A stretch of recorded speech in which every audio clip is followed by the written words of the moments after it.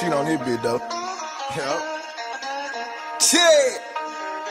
And when you hear that, you should know it's Mississippi, you feel me? I fuck with Texas, though. Big X, what's happening? What up, Texas? Where the P's at? I know you got them.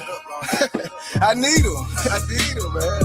Shit. Hey, look, but when it comes to this rap shit, man, I'm the new king of Mississippi, you heard me? And when it comes to this gangster shit, I'm the new king of the South. You better tell Tip I said I let him. Look, I'm from Mississippi. I'm known for breaking bitches. We right up the street from Memphis. We rotated revolvers on missions before extensions. Before backwoods and kush, we smoke Reggies inside of Swifters. If you ain't from around here, don't come fuck off in Mississippi. Yeah, we step on shit and we get active. My mama from the South, she still stay there, nigga, what's happening? Used to think David Banner was gon' sign me, but he flying. My youngin' looking for a come up, see him, they might rob. Yeah, see BB King taught me the blues. Was catching play like Jerry Rice when I got out of school. They know I'm Southside, all on the north, but I'm 100. Give a fuck where you from, if you hustlin', let's get some money. Hey, see, that's the difference between me and these rappers, you feel me? I'ma eat with or without, baby. You know what I'm saying? But when I pop my shit, you better let me pop it, you heard me? When it come to the gangster shit, I'm the king of the South, tell Tip holler at me. This Mississippi, not Texas. Well, we got Oprah Winfrey, Ike Turner, and Monte Ellis. Shout out to Brett Favre for number 4, that's what I'm repping. I've been feeling like Valley State, cause I run with some devils. I make my music for the streets, ain't trying to break no record. Yeah, we still put speakers in our trunk. Before I go broke, I get a trap and make it jump. Ain't here to call no problem, I'm just here to rock my show. Now give me my back end so I can get back to these bowls. Yeah, no CDL, but I move low. Big Crit had me on hip-hop listening to my music slow.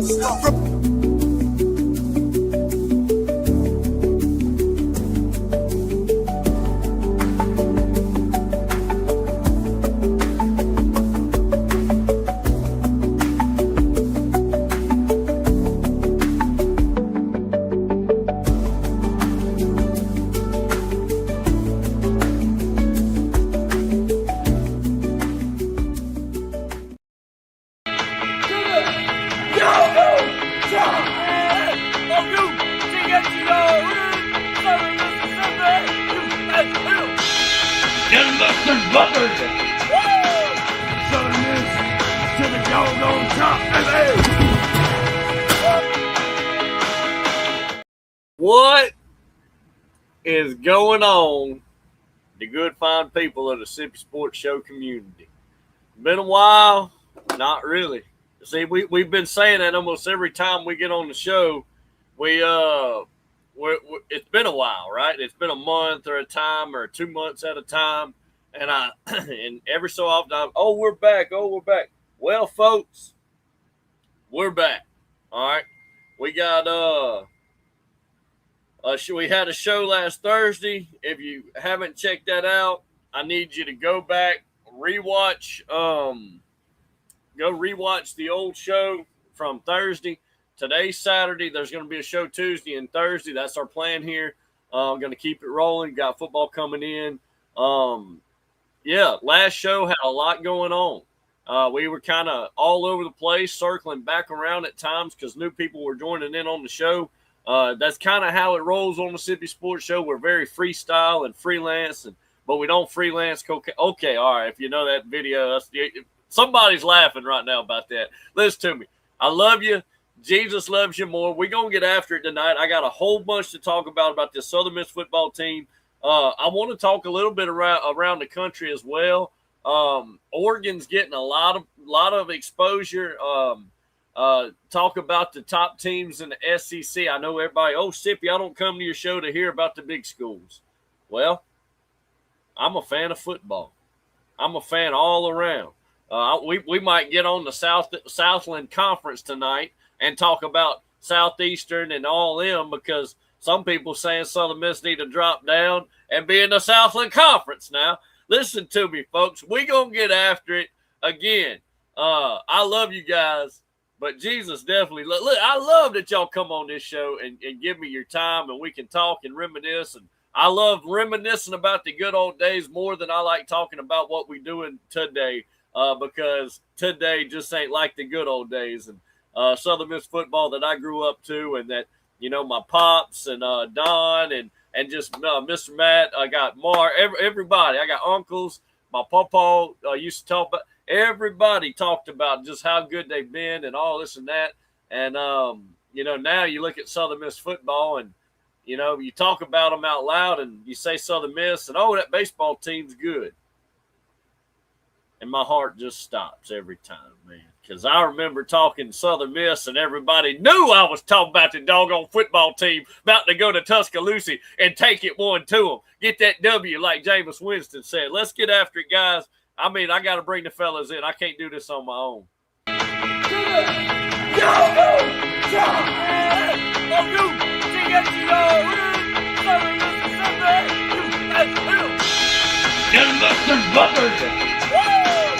Southern Miss to the doggone top, baby.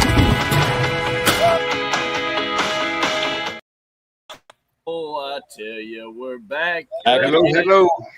How you doing, Pop? I am here, man. That's the main thing. I know it. Hey, you ain't lying. That's the main thing right there.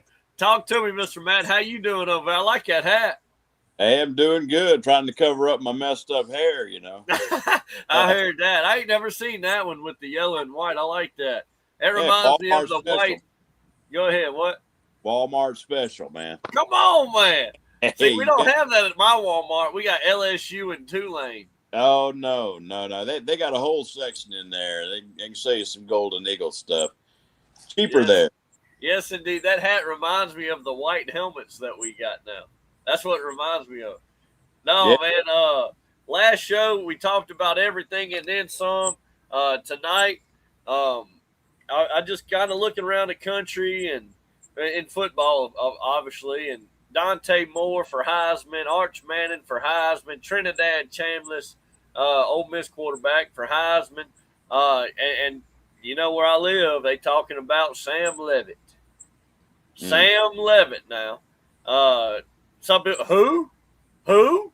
Yeah, Sam Levitt. The what was it? Arkansas State quarterback that's transferred to LSU.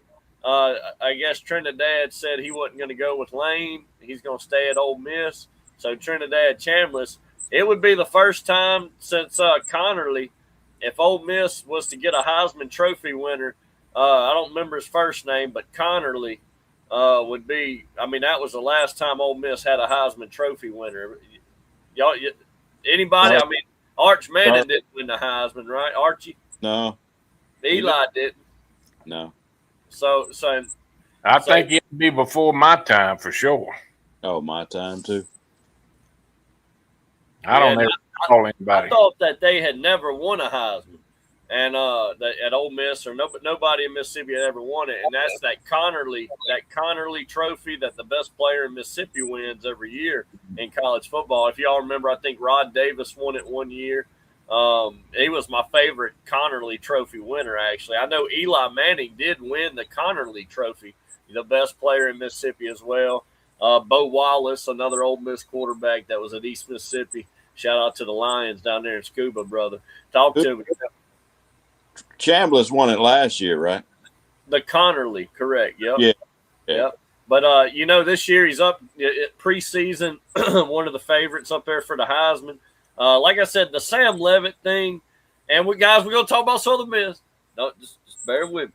But the Sam Levitt thing, Pops, I mean, what did you think? I mean, I know he got hurt there at not Arkansas State, Arizona State. Did you think he's the real deal? I mean, Lane Kiffin wouldn't have got some chump to come in. What you think about Sam Levitt? Well, called foundational quarterback. He's not going to hurt you. He's going to run a good, he's going to keep your ship afloat and, get your program headed in the right direction, He ain't no Trinidad Chambliss, though, is he? No, I don't think he's that like that. I would think he's kind of more like a Beck in a lot of ways. Beck, he didn't have the great arm, never did it, and never has really had that great arm. But, he had that, been in the fight a bunch. He's more like a field general, somebody to hold everybody together, somebody that can rally the troops. And, that's Hey, You know, that's the great quarterbacks. You know, go throughout history, college and high school. I mean, college and pros, and those are the Matt, guys. Pops, did you look at the way Carson Beck looked when he threw that last pass, or late in that championship game? You reckon that receiver was in the right spot? I don't think so. It didn't. I think that it was a miscommunication. He had the look on his face like, we have done come all the way over here to this, and this is the way we're going in. Yeah. Did you get that? Yeah. I ain't trying to be mean, but that's such a Miami way to go out, ain't it? Man. It is. I ain't trying to poke the bear. I mean, Miami's always had the toughest freaking loss, like in the biggest moments, you know. Because wasn't the game where they were behind and they come back and they were like on the 10 or something, wasn't it? They was down there. Something like that, and it was like Indiana had a cakewalk all the way through the playoffs, and you know they only beat us by 7 points, and so Miami was in some cruel. I mean, think about it. They had to go on the road the whole way, and they were in some. I mean, like blood and guts. Again, they didn't win their conference, so you can't sit there and say they should have had a home field advantage now. No, I'm not saying that, but no. I mean, that Ole Miss. Think about how much gas that Ole Miss took out of that team. And they had to turn around and play Indiana next week, you know. Pops, I'll challenge you on this one. And Matt and anybody on the show that's listening in, I'd love to hear this. And this ain't, again, listen, it's a football question. I'm not trying to poke the bear. It sounds like I'm making fun of Pops tonight, guys, but I promise I'm not. Pops, I mean, I'll ask you first, and I'm serious. I'm not being funny. When's the last time Miami went into an SEC place like they did and win? I mean, think about that. I mean, I think the Ole Miss and Miami game was a neutral site. Is that right? But think about what I'm asking you. I mean, it would probably be when they beat Florida, right? It would be. I mean, who else have they went to? Well, we've whooped Florida several times in the last years at the Swamp. Yeah. So there you go. So it would be Florida. That would be my question. But so they can do it. They can go in them SEC. When Miami beat Florida that opening day, was it 2 years ago? We were at a casino with a Florida fan, and he was inconsolable, man. Well, you got to think, Mr. Matt, they had DJ Lagway then. Yeah, but still, I mean, you should have heard the words coming out of this man's mouth. I tell you, he was back down on Napier. Didn't they get beat by like 20? They got Miami manhandled them. Cam Ward went in there, and I mean, he just manhandled Florida and embarrassed them at their place. Yeah, it was. What's going on, Mr. Travis? I still got you as a moderator, buddy. Y'all see the little wrench by his name? That means if y'all talk that mess, he'll kick you out, okay? And that's the comment section moderator. We see you, brother. We can't wait to do business with you this year. I love that picture with you and Coach Blake Anderson, man. I really do. That's a good picture of y'all, man. I can't wait to take a picture with him holding up that trophy. Listen here, another moderator in the Sippy Sports Show comment section. You got Kaz. He changed his name again to MAGA, Make America Great Again, Kaz. That's his new name on YouTube. So you take that for what you want. And Liz, I think everybody would want everything to be more great, right? I want America to be more great. I want Mississippi to be more great. I want Southern Miss to be great again. Listen to me. Miami, we ain't a political show, though, although we do kind of politics. Anyway, Miami was never winning that Indiana game, Pop. You hear him talking. Hoosiers will repeat in 2026. They don't got Mendoza, Cause. And hold on, he says, and we all agree, Matt and Pop saying Sippy's beard is awful. All right, well, hold on now. That is spotted beard. Are y'all agree? Are y'all pops? Are y'all in agreement that the beard is awful? I didn't say nothing about your beard. I don't know. He's just trying to stir. He's like an Evan Rude in the septic tank trying to stir something.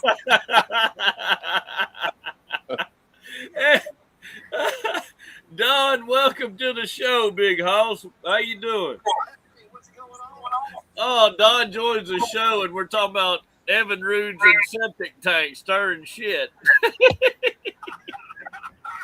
Don, what? Don, talk to me, man. Where are you at with all this? Obviously, we haven't really jumped into Southern Miss, so you joined at a good time. We are talking about the Sam Leavitt. And, Mr. Matt, I'm still coming with you. We kind of been bouncing around and ducking and dodging, talking about Miami. But, Don, just bear with me for a little bit, maybe 5-10 minutes on this topic. We talking about them Heisman Trophy contenders preseason. And they got Dante Moore in Oregon as the second-best team in the Big Ten, right behind Ohio State. They also talk about Trinidad Chambliss at Ole Miss being – listen to me now. Here we go, folks. The best quarterback in the SEC. Y'all say what you want. I say what you want, even though Arch is in there. But, Don, what do you think about old Sam Leavitt? I mean, he seemed like he was hurt more than he played over at Arkansas. I keep saying Arkansas State, Pops. Where was he? Arizona State. Arizona State. Now, Lane Kiffin obviously trusts this guy to come in and, I guess, start to build the program. What do you think, Don? Heisman Trophy winners, preseason, where are you at with all that? I know we're Southern Miss show and show based, but what do you think about preseason Heisman Trophy winners? Well, it's very simple. At the end of the year, see what teams are competing in the playoffs for a national championship. Look at what Heisman candidates are playing football late in December, and we'll narrow it down to who's really going to be a Heisman candidate. It's that simple. Well, hold on now, Don. Say, what's his doggone that? Trinidad Chambliss comes out, puts up record-breaking numbers, but Ole Miss is 8-4. He's not going to get it. He'll go to New York and wear a nice suit and clap his hands a lot. Lamar Jackson won that thing, and I think he was 8-4. There's some good. It just depends on what happens. If Ohio State has a Heisman Trophy candidate and they're undefeated. Matt, where are you at with all this Sam Leavitt? I mean, let me tell you something. When I look at Heisman Trophy like candidates, I'm gonna just be honest with you, Matt. I don't put Sam Leavitt in the mix. Well, what do you think about Sam Leavitt? Well, I mean, he got hurt, so they still don't really know if he's going to be able to move and do everything he needs to do. But what you got to wonder, like if LSU, I know this is slightly off the subject. No, it ain't. That's where he went. But LSU, how many years you think Kiffin's going to get? I mean, you got him. Hold on now. What does that mean? What I'm saying is, if we're going to build a dynasty, what is it going to be, 2 years? Because if he wins, if he doesn't do good in the playoffs or doesn't make the playoffs this year, they may let him have one more year. But they're going to have to buy him out for $100 million because. Hold on. You think the expectation is for him to come in and win and not win to make the playoffs? You think that's their expectation year one? Yeah, but I think it is. But if he doesn't, they'll give him one more year, and they don't care who you are. You can win the championship 1 year and walk the next year in LSU. I wouldn't have took the job. He could have stayed at Ole Miss rest of his life. I like to say, look what happened to Orgeron. Yeah, 1 year out. I mean, you know, Don, what do you think? I mean, I know we're not LSU fans, Don, but I mean, do you think they're expecting let's say the average LSU fan? Do you think they expect to go to the playoffs year one? Yeah, absolutely, and win the SEC. Oh my God, win the SEC, Don. That's what I hired. And they call us delusional, Don. No. They paid $100 million. I know mean, that worked. No, I'm just saying, Don. When I look at it, and let me tell you something. An LSU fan, I'm gonna be honest with you. I can 100% see them thinking they're going to the playoffs. I can 100%. Now winning the conference year one, you know, because them SEC teams, Pops, they'll get in there and they ain't even win their conference, right? They'll let two or three. Lane Kiffin's mouth has written some pretty big checks, and are those checks are they gonna bounce, or are they gonna go through? Are they gonna clear? Well, my biggest thing with that is it's like Pop's telling me that Sam Levitt, and I don't know that much about the fella. I ain't gonna lie to you. So that's why I'm asking y'all. And usually I'll do myself last, but I'm be honest, I'm skipping out on this one but if Pops is right about he's like more of a game manager and he's a stable guy, like he's not gonna throw the pig, but you know he'll throw it away. If Pops is right about that kind of stuff, that's not really what Lane Kiffin is, right? Lane Kiffin's an exciting guy. He wants to. He's got 5,400 yards he's passed for in the last 2 or 3 years. He can. If you got to listen to what I'm saying, if LSU can field the defense like they're known for, and if they can have the right kind of offensive line where they can pound the ball out, it don't matter with Lane Kiffin. This is exciting stuff, and it don't matter to LSU fans. It's on the W's and the L's, and that's what. I'm just saying his offensive style, Pop, is not run the ball. I'm gonna be honest. Y'all call it pound a donut? Hell yeah! I'm a pound a donut kind of fella. I just seen run the ball 40, 50 times a game. And he ain't bringing up the old elephant overload, is he? Well, I mean, shorten the game. Keep that clock moving. And that's my opinion. Hey, that's my kind of football. Yeah, it's fun to see throw it all over the field up and down. So he's Charlie Weiss Jr. as offensive coordinator. So Lane's not OC. I've heard of Charlie Weiss Jr. Yep. Gonna put up numbers, but yeah. Real quick, jump into the comments, Don. Matt, this is from Kaz. Matt literally is the president of the Sippy's Awful Beard Club. Matt wrote me a personal letter to join it. Also, you son of a gun, Kaz, you just want to stir the pot. Lizzie said, also, Pops, will you attend North Dakota State versus UTEP game in El Paso? That's happening? Is that this year or next year? They got how did UTEP get North Dakota State to come? They're in the same conference now. Yeah, I think they are. Are they? I think so. They're in the Mountain West. North Dakota State's gonna beat the shit out of UTEP. Yeah. If they play here, I'm going.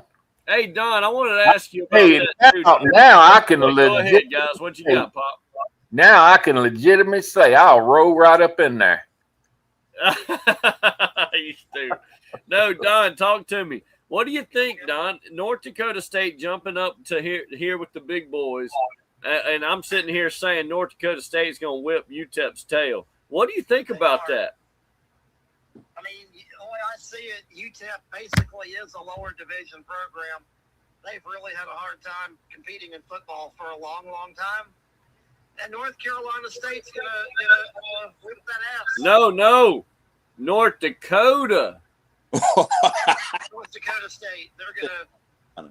They're gonna beat them down.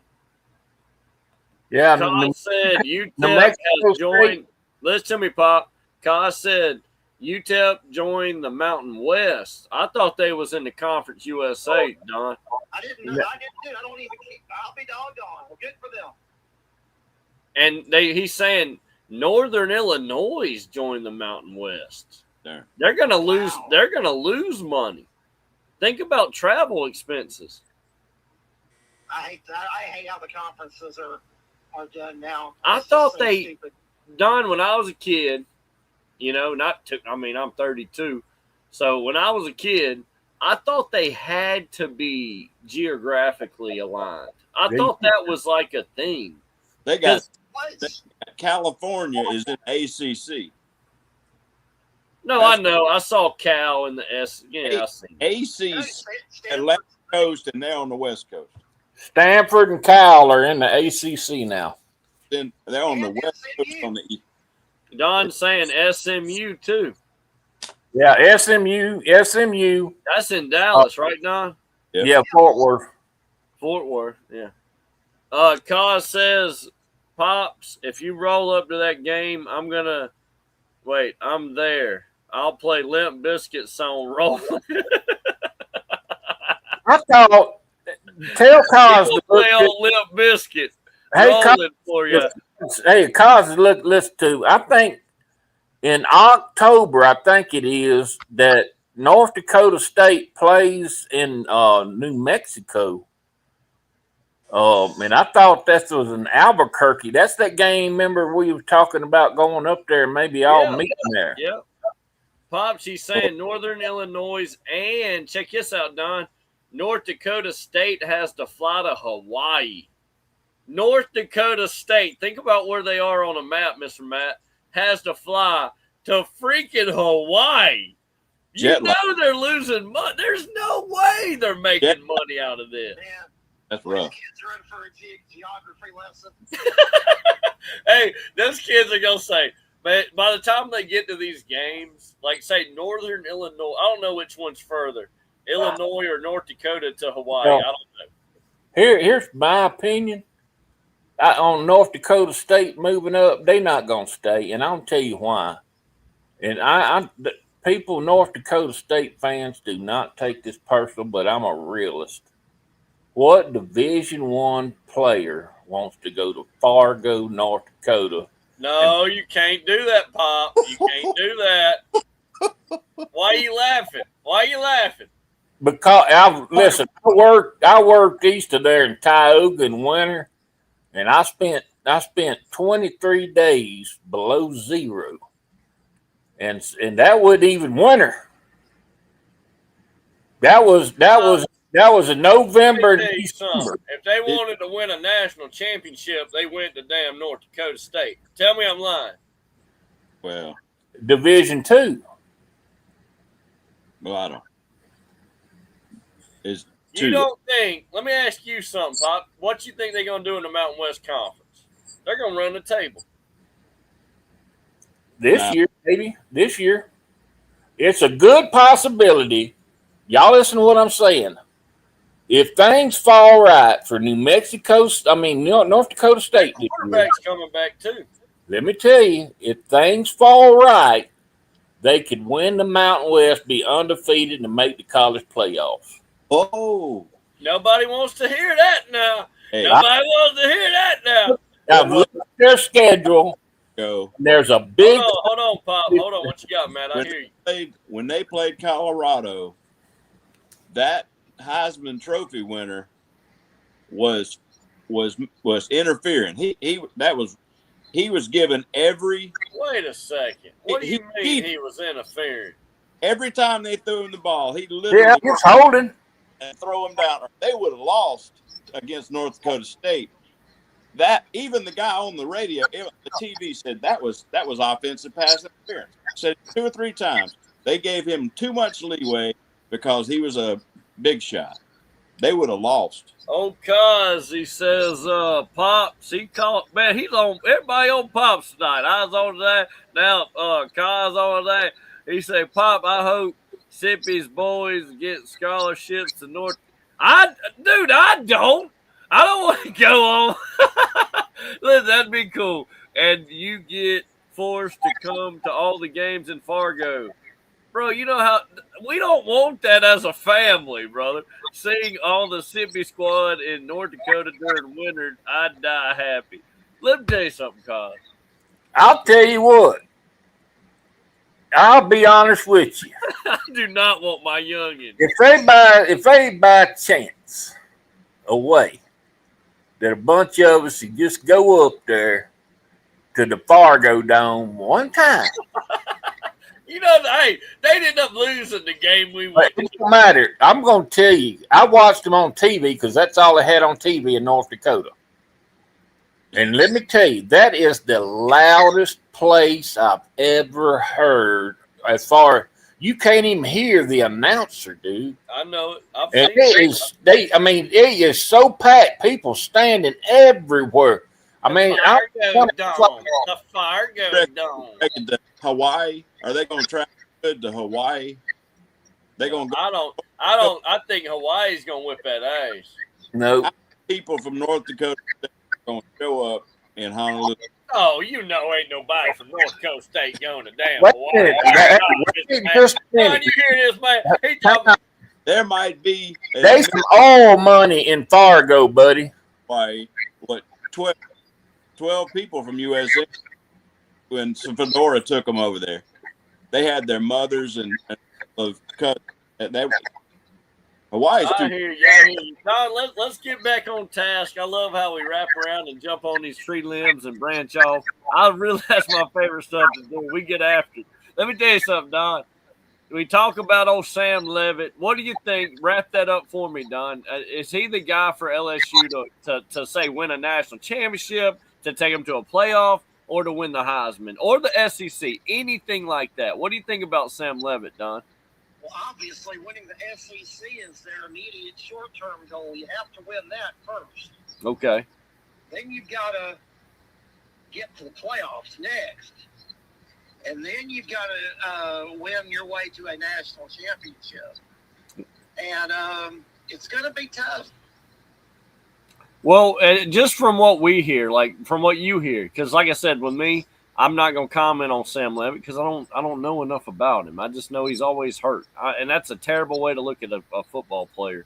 But Don, I mean, do you know anything about this guy? Anything? He makes a lot of money for playing college ball. Hell yeah! All right, Don. Real quick, Trinidad Chambliss, man, he's kind of the favorite right now to win it all. Ole Miss hadn't had a Heisman Trophy winner since old Connerly. What do you think? Trinidad Chambliss winning the Heisman. Well, they got to beat LSU first. That's a big game. This is, it's not an individual sport. It's a team sport. But he could really make his stock go up in that game against LSU in Oxford. Again, we're still rapid fire with Don. Don, I got you another one real quick. Oregon's getting talk of the town, bro. You know what? Scratch that. Talk of the nation right now. I don't know what's going on in the Big Ten. They're saying Ohio State should be, and I agree with this, Pop, should be the number one team in the Big Ten. And I don't think anybody's going to argue that one, right? You going to try to tell me Indiana? Really? Somebody? Okay. I think Ohio State's best team in the Big Ten. And then they got Oregon, number 2, ahead of Michigan, Penn State, and then Indiana. Indiana has they go ahead, Pop. Ohio State got to beat Michigan first. Michigan's beat them the last 4 years. What you got, Don? You got anything for the Big Ten? I mean, let me. The way I'm looking at it is Oregon has no business being number 2, right behind Ohio State. And I'm gonna tell you something else. I think Indiana should be up higher than that. They just won the national championship. I know they don't have Mendoza. I know they don't, Don. But damn it, they won a national championship, coming right back off of it. I think they shouldn't be damn 5th to win the conference. What do you think, Don, about the Big Ten? Just rapid fire. I think that, to be fair to Indiana, I mean, they're playing at a very high level. Yep. Their coach is doing a fantastic job. And I don't see any reason why they're going to – I just can't see them being a bad team this year. I think it's the worst decision ever to give a national championship program bulletin board material, Mr. Matt. I don't think they just won a national championship and went through a gauntlet to get there, and then you're going to give them bullet board material? Well, I know when I wasn't aware. Why would you do that? I wasn't aware how good they were. I was just thumbing through the channels. I think it was last year. And I turned on an Indiana game. And I ain't no genius or nothing, but it's like I was telling everybody, do you see how they're playing? They really are good. These players are doing what they're supposed to be doing. They just played team ball. Right. They played team ball. I'm trying to say, whatever he's doing, everybody else needs to do it. Say that again, Don. They pushed Alabama all over the field. Oh yeah, that's another thing. The physicality of that team that Kirk Signelli put out. That's a damn James Madison coach, people.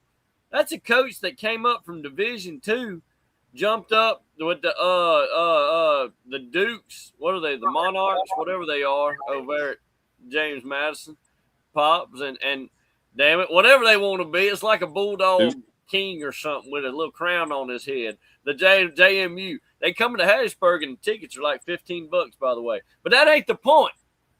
The man took Indiana, people, a basketball school. Pops, the only time I ever heard you mention Indiana ever in my life was about Coach Knight. Yep. And now we're talking about in football winning a national championship. I think that's a direct impact from NIL. Now, and that's not to take away from Kirk, Coach Signelli. They won every single game they played in the whole season. Hold on, I can't remember. They went undefeated. 16-0, brother. It was 16-0. Prisoners, man. They were good. They whipped preseason and conference. Well, I don't think that's going to play out. That's got ridiculous. Just disrespectful. Second behind Ohio State. I think because Ohio State's got Sayin. Sayin's supposed to be Julian Sayin. Yeah, he's good now. That boy can throw it. He was there last year, wasn't he? Yeah, he was. He did. I think he made one or two mistakes. Come on, Pops. You throwing shade on Julian Sayin? I ain't impressed. Don, what do you think about Ohio State quarterback old Julian Sayin? Like Super Saiyan? He's good. He is good. Oh, God. I'm sorry, Kyle. I was going to tell you something before we get too far off. Go ahead, Pops. Go ahead. One thing, and Kaz can back this up. One thing that can hold, the only thing that I see that can hold or get players to go to North Dakota State. Yeah, it's not a huge market. Man, the place is not. But their people are big time loving it. You hear me? Yeah. And they have a lot of oil money. North Dakota State got oil money at the yin yang. And almost all them people that live there are alumnus. And so they got money. Pops, they're going to be rolling then. Kaz says, can't wait to see how Southern Miss handles 26 with a new staff. Losing the coach, he says, is losing a coach. Let's go around the room. Don, start us off. Is losing the coach from 25 a huge loss? Or did people not get enough time to bond with the community? Stepping stone. What do you think, Don? I don't think that, Coach Huff brought his players from Marshall, plugged them in. Hi, how are you? Great to be here. I'm leaving. See you later. I'm taking my players with me. Thank you, Southern Mississippi. So are you saying there's no involvement with this community of Hattiesburg? No. They did just enough to get by. They used Hattiesburg like you're driving through. You stop at a gas station, get some gas, take a dump, wipe, flush, hit the road. You know that, hey, Don, that's funny as hell, but you know that hurts to hear. They just came to Hattiesburg to get awards. No, I'm serious. I'm serious, guys. I got to ask the question. No, we're just used like a damn rented mule. But you got to ask the question. This man just won the Sun Belt, and they let him go. I mean, wasn't everybody asking that question? It's like, well, I thought he just won the conference. Why is he coming to the worst team in the conference? Well, you know what I'm going to tell you. If something wasn't right. And then what I'm going to tell you. Blake, he never met Blake Anderson. It's like, wait, something's happening. And then, they can get Blake after he leaves. Well, he just got here. I didn't know he was leaving. So wait, and all this, and here we are down here. We got Blake Anderson, and he went to Memphis. He didn't play but 8 games. He was 7-1, and everybody quit. See, I'm not the only one thinks like this.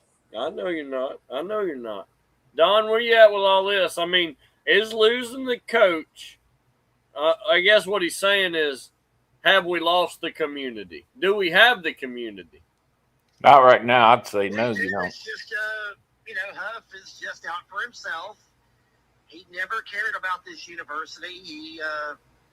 It was in his mind firm. I'm going to do what I have to do to get a better job. That was it. He doesn't care about Southern Miss. He's not right now thinking, I wonder how Blake is doing and how the team's coming together. He doesn't think about that. He's thinking about, what do I have to do at Memphis to get to a better job? You know what? I'm not even mad at him. I'm grateful that he brought us a winning season. Barely, but yeah. Well, it sure well.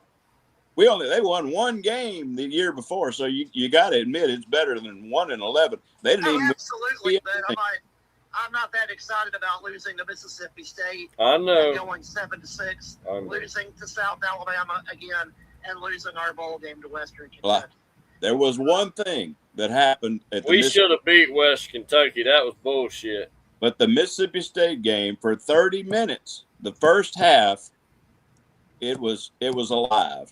Yeah, it's like, we were there. Something fixing to happen. But then in the third quarter, they came out and surgically removed the team Southern from the picture, and they put that SEC money on us. They were just better. I don't know. Somebody said, well, this guy ain't in the right spot or something. 3 or 4 passes. Do you know how much I hate Mississippi State? Do what? Do you know how much I hate? More than I do? Go ahead, Don. You hate them more than I do? I don't know if I hate them that damn much, but I know Don hates Mississippi State. Hey, it's 50 feet long and has 3 teeth. What's that? The concession line at a Mississippi State home game. Damn it, Don. Boy. Well, that's good. Don, talk to me. We talk about upsets of the year. Y'all are trying to say that Auburn, it could be a trap game for Auburn. What's up with all that? I've heard a lot of speculation that the Southern Miss and Auburn game, they either play someone important before or somebody important after. Has anybody looked into this? I have. Talk to me, Don. Okay. Auburn opens, new coach, making a debut against Baylor. They're playing in Atlanta. Oh, boy. If Auburn was to lose that game to Baylor, and Southern Miss is next, it's a must-win for them. Then they're going to go to play in Florida the next week. It's true. So if Mississippi Southern has the right recipe that day, we could feed them some bad gumbo. I think it's a good opportunity for Southern Miss to win that game too. Really do. It's better than normal. Who does Auburn play after us? Florida. Holy cow! So what do y'all? I mean, Pops. Does schedules matter? Does that matter? Does it matter that they play Baylor before? And then they play? Well, if they go and Baylor puts it on, just say they lose to Baylor, then they got to come back strong, right? Then they come back and they play in Florida the next week. Maybe. Well, it's kind of like this thing. You'd like to see them beat Baylor, and then start looking to Florida and not. That's how I feel. Yeah. I'm looking at the depth chart. It says returning starters. There's one on offense and one on defense for Auburn. Yeah, they totally. Remember, I told you they lost everybody. Remember, I told you that before the show. Yeah, that's what I'm saying. Everybody's been talking about that game. Like, well, everybody's saying it's so mismatch. When you start breaking it down, it's like, well, hold on. Well, Auburn's a brand new team. What he's got penciled in, all of them are coach. And who's the new coach, Don?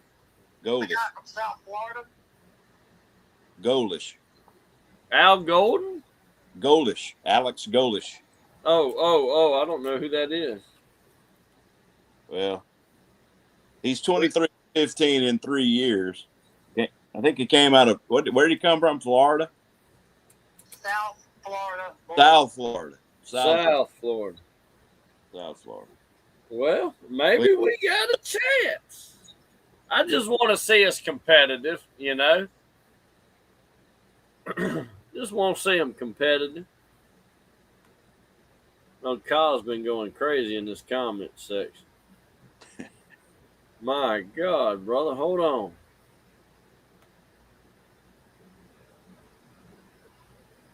Two outlets have said Virginia Tech has the national championships.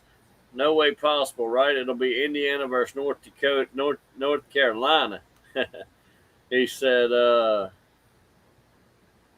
nah, he's talking about JMU there, about when Kirk Signelli was in the thing. No. Nah, guys. Last I looked, they were 28.5 point underdog in what last I heard. Against Auburn? Yeah. Don, what's your expectation against that Auburn team? It's going to take a tremendous effort and a lot of enthusiasm and a great game plan and very few mistakes. Play picture-perfect Golden Eagle football. Make tackles. Make the big play. Keep them on a long field. Keep that punter warmed up. We need to have a perfect recipe for a Golden Eagle moment. Pops, is it Pop? What are you at with this, man? This Auburn game? Well, like I say, there's an opportunity for Southern Miss to, get back on track. Get a win. And, they get them before maybe they get any kind of chemistry, maybe, and they catch them when they, Well, wouldn't it be good if they just stayed within 14, took it to the fourth quarter? Yeah, I'm with that. You act like you're throwing the baby out with the bath water, though. I mean, No, I think I just want to see us competitive, Pop. I ain't gonna sit here and say they're gonna win the game. They're gonna win by 20. I ain't gonna say all that. But main thing is just hope they got some fight in the dog, man. Yeah. That's what I was talking with me. We talked about this earlier today, me and you, about people want to see you. And I can remember, man, years back at Southern, listening on the radio and very seldom ever got to see a game. Most time it was on the radio. Yeah. And we'd all sit around them old AM radios or out in the yard around a car, and listen to them play. And they might not be, but 4-7 or 5 7, whatever, whatever they were. But they was in the fight. I mean, they was slugging it out, man. And they was just always right there. At any minute, something could happen. And that's what you want to see in a program. That's what to start bringing back. If there's any fan, that's going to come back, that's what it's going to have to take. That old fight in the dog, man. And, it's hard. I agree with a lot of people. I listened to a lot of commentary on this off season about a lot of these young players coming up. They have, it's different times, and there's a little bit more, how you want to say it. My brother just comes out and say it, wussies, but You know, that grit, years back, players. And not to say, they some that do. They really into it. And that's true. But a lot of that old. Well, the prime example of that was old Chris Jones last year. That old saying we used to say, just how big a boy are you, It says here that Golish brought Byron Brown in from South Florida, the quarterback. Holy cow. He's going to be there this year at Auburn? 3,000 passing yards in South Florida. He's a dog, man. They're going to be good. I didn't know he was coming with him. Yeah, he brought some wide receivers with him, too. So, never mind, brother. Never mind. They got him national forecast 34th. And they got Southern Miss national forecast 123. Oh, man. You didn't have to put us in the mix. I didn't want to hear that. Well, Don, what you think about all that, bro? You heard that. We're 1-1. It ain't much fun. Just punt. Oh, back to the punt song. We're 0-1. It ain't no fun, so punt. Well, you're right, though. If they go down there and scrap, do you realize if they make a game of that, your attendance would be better? Yeah. Yeah, old Kazi said, Sippy's sick of hearing this from me. My bad, but how come Southern Miss doesn't reach out to Coach Stevens up there at East Mississippi? That's who he's talking about. Listen, we're going to see what we're going to kick the tires on Blake Anderson. Coach Stevens preoccupied up there. Damn, Auburn's going to have to play the starters if Florida is after y'all. After us. They can't take Southern Miss lightly due to Florida if you think. I mean, they technically could take us lightly. Buddy Stevens is the Nick Saban's of junior college football. And, he ain't going to leave. When he leaves East Mississippi, he's going to go play golf. Look at that. Don, he said, by the way, isn't the guy who had Southern Miss at one of the best it's ever been unemployed right now? Fedora?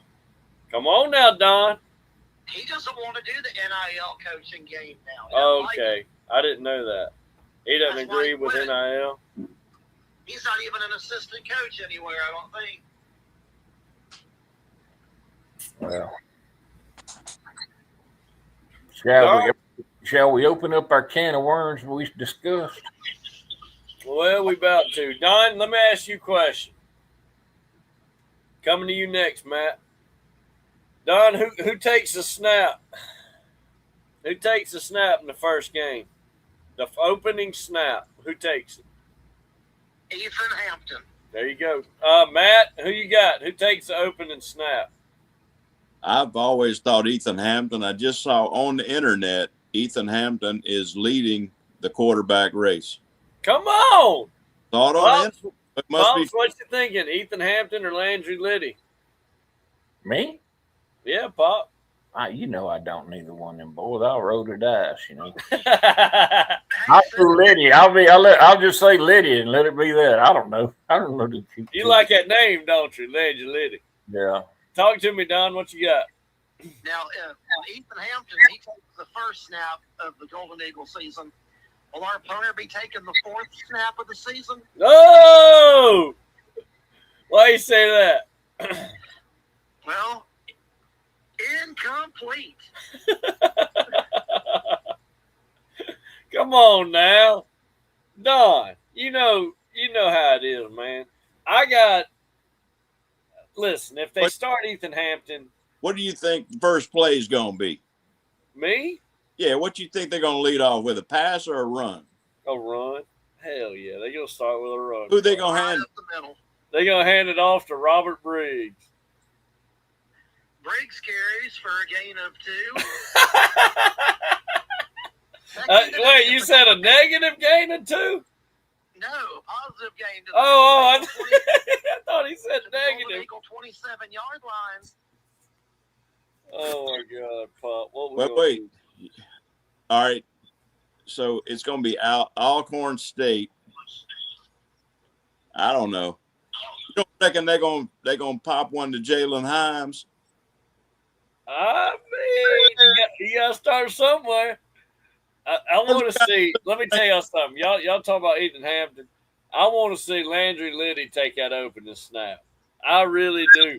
I think that when he was at Catholic or Central Baton Rouge, whatever it was, we had Will Hall here, Don. Man. And the boy didn't want to play for Coach Hall. Man. So and I don't blame him. So he went to UAB. He goes to UAB one year and he played in 6-8 games or something like that over there at UAB. Did an all right job. He wasn't a starter or nothing like that, but the guy got hurt, so he came in and played a little bit at true freshman. Well, Coach Huff comes in. He transferred to Southern Miss to be under Huff. Well, Huff left because, he was here with Braylon Braxton, so he wasn't going to really see the field too much.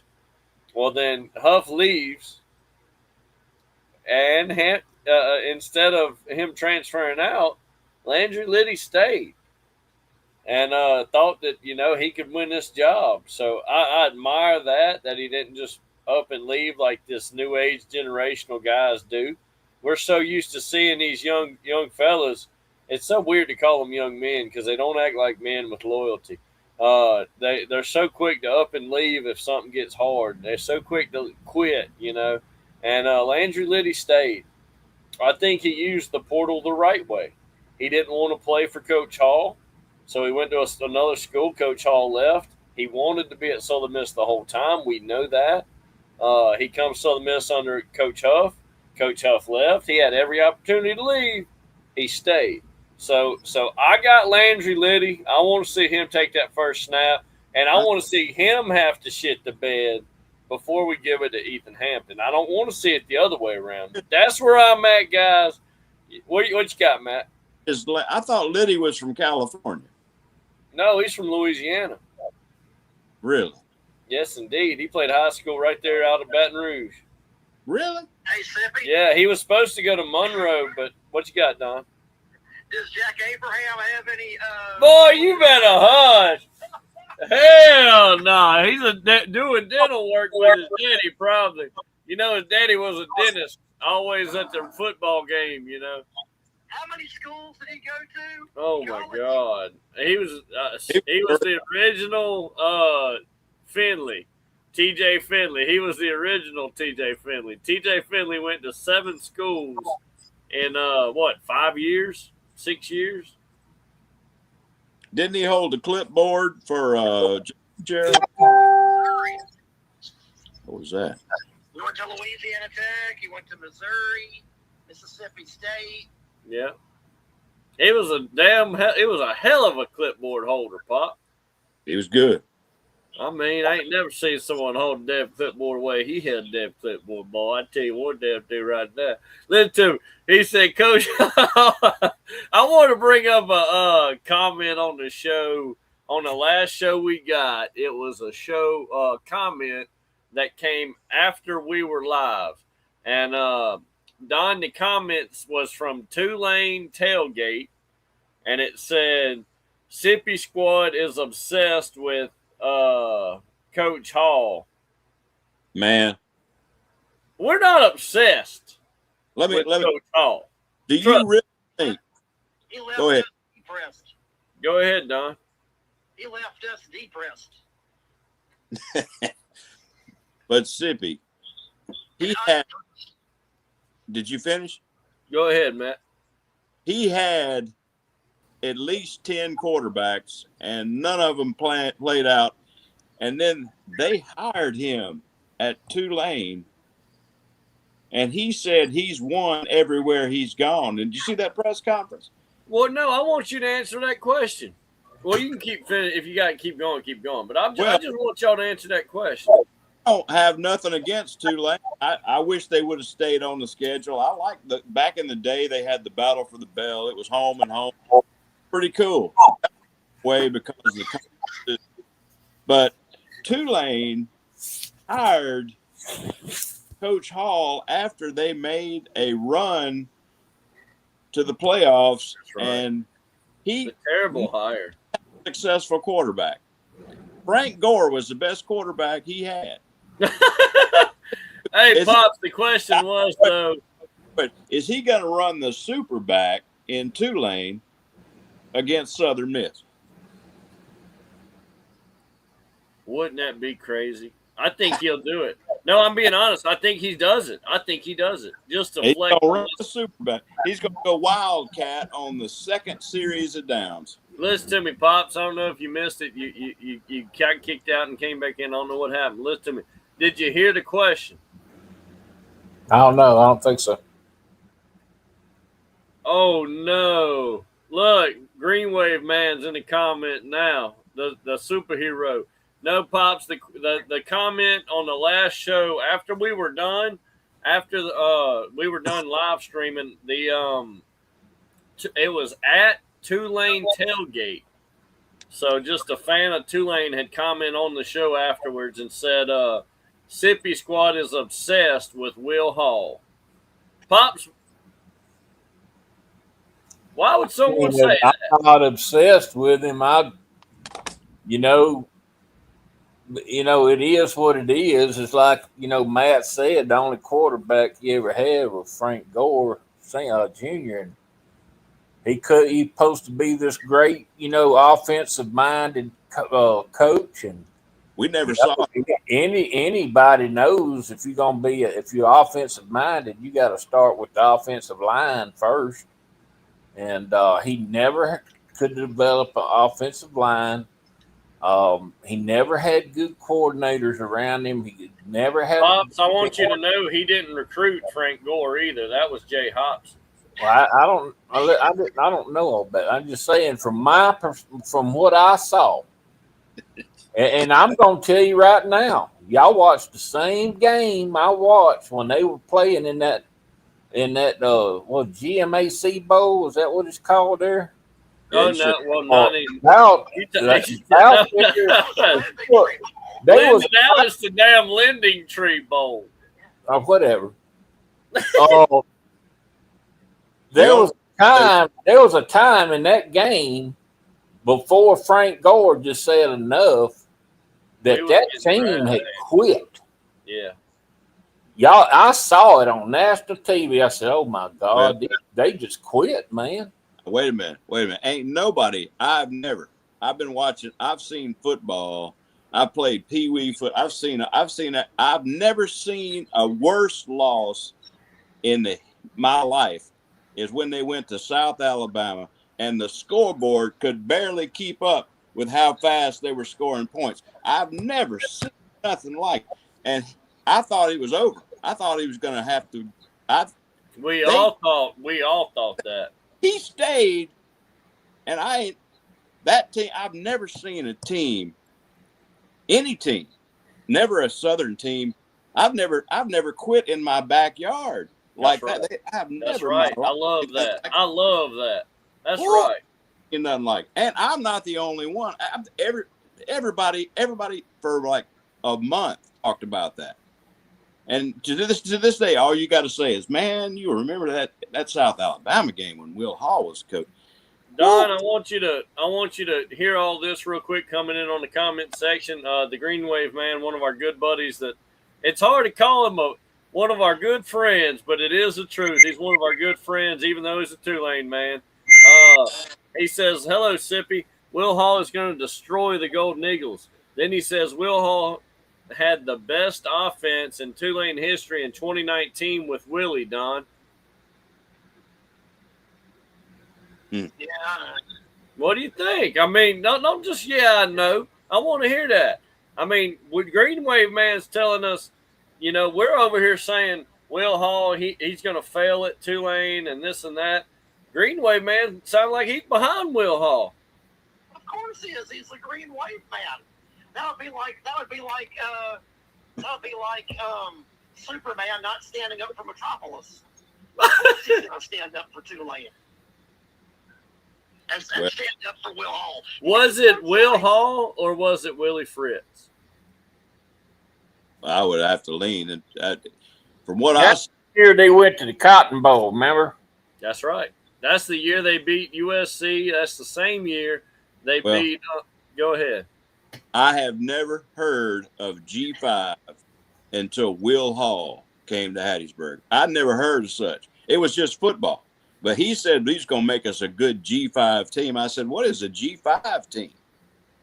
That's a change in culture. I'm with you on that too. I had never heard that term until they he come showed up with that so that they wouldn't have to beat teams that are ranked up in the upper 50s. Yeah, I don't like that label because, like you said, basically what he said is our standards are not going to be as high anymore. That's exactly what that's and I don't know how they're going.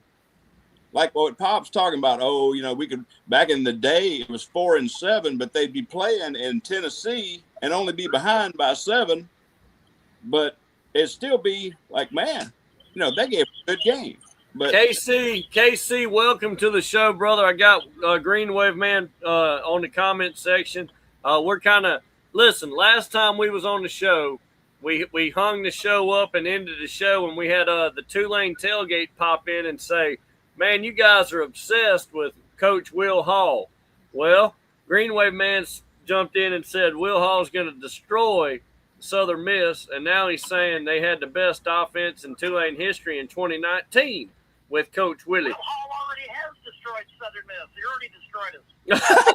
He destroyed us in 4 years. Talk to us, KC. Where you at? How y'all doing tonight, fellas? All right, man. Hey, JKC. Hey, we ain't nowhere near upset as a Marshall fan, boys. I promise you that. I hate Marshall. I still hate Marshall to this day. I hate their fans. Why you hate Marshall? I don't like their fans. I hope they fail at everything in life.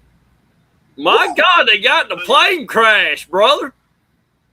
We are, Marshall. You ain't seen that movie? You ain't seen that movie? Yeah, I seen old Matthew McConaughey. Yeah, all right. No, man, I feel like we always got a big fighting chance as long as Will Hall's our coach. I don't care how good their players are. That dude sucks as a coach. Well, where do you think they're getting at? Because we talk about Will Hall, they think we're obsessed with him? They ain't never been through the pain that we've been through. Tulane's fixing to go through it. I'm telling you. Yeah. Not gonna take them long at all, boys.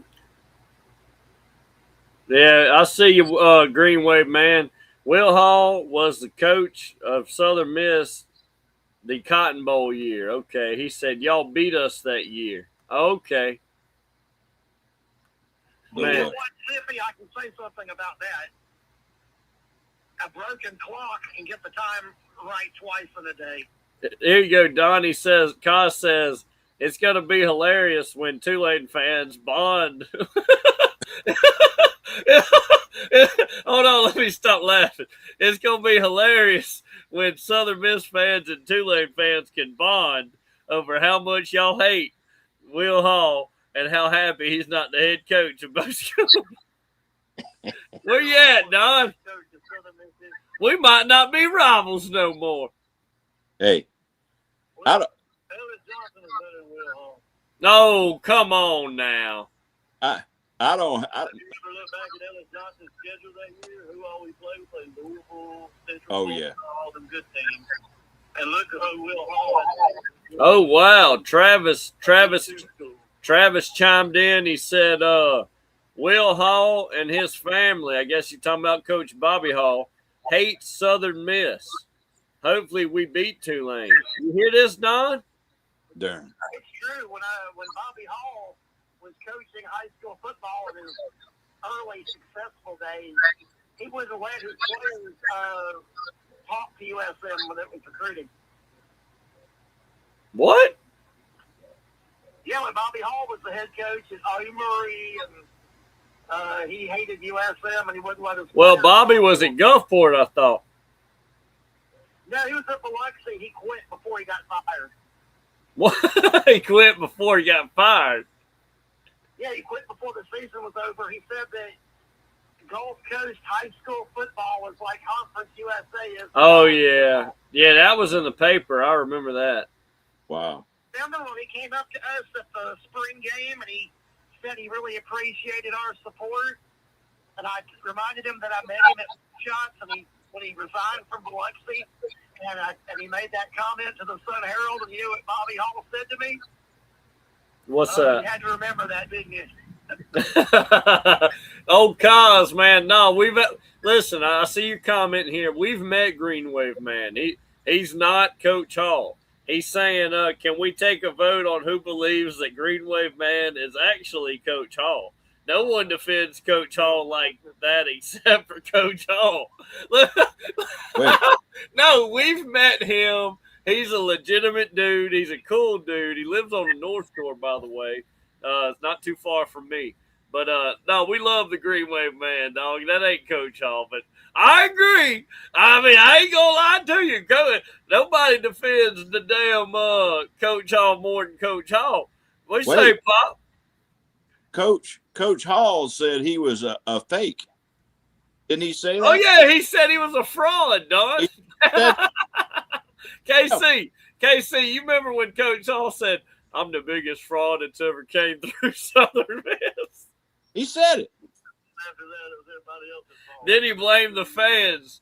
Look, if we're obsessed with Coach Hall, it's because we still want to laugh. We're delusional Southern Miss fans at this point that think we're going to win some football games. And let me tell you something, that's okay. We want to laugh sometimes, so we bring up Ellis Johnson, as you heard. I ain't never heard nobody say Coach Hall was worse than Ellis Johnson, though, KC. He said God was good. It was 110 degrees. You remember that? Hold on, guys. What'd you say, KC? No, I was just looking up. I watched that Tulane and Memphis game when they play this year. Oh, Coach Huff versus Coach Hall. Two-head coach. What you got, Matt? Well, he would always say that God loves the Golden Eagles. It'd be 125 degrees out there. Was to get out there and practice because, you know, the Lord loves the Golden Eagles and all that. And he bless his heart. I don't think it was his fault.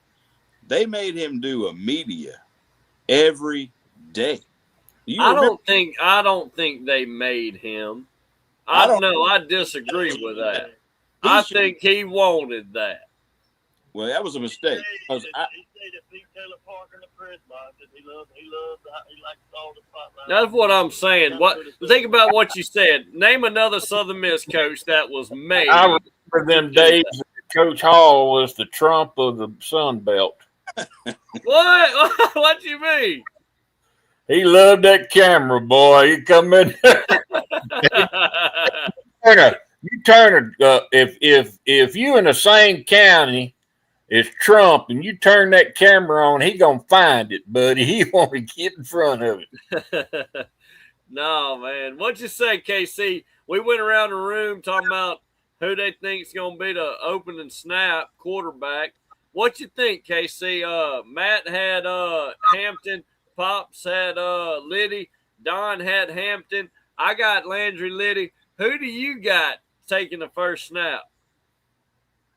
It's gonna be Ethan Hampton. 99.9% sure. Like I said, I heard Matt talk about it. I read my buddy Dalton Trigg does the Southern Miss Sports Illustrated articles or whatever, and they go to all of them. I ain't been in no scrimmages or whatever. Who do you got? Ethan Hampton. You got Hampton. There he is. That's the tiebreaker, guys. I'm really rooting for John White. He actually stayed the whole time with it. Well, you know, Joel John White, he can stay out the jailhouse. He'll be all right. Now, hold on. Daddy get him out. He'll be all right. Hey, Daddy got some money, boy. Daddy got some money. Daddy got that money. Yeah, he do. You got to hand it to John. He has given it 100%, man. Yeah, he has. John's done good. Listen here, old Greenway man.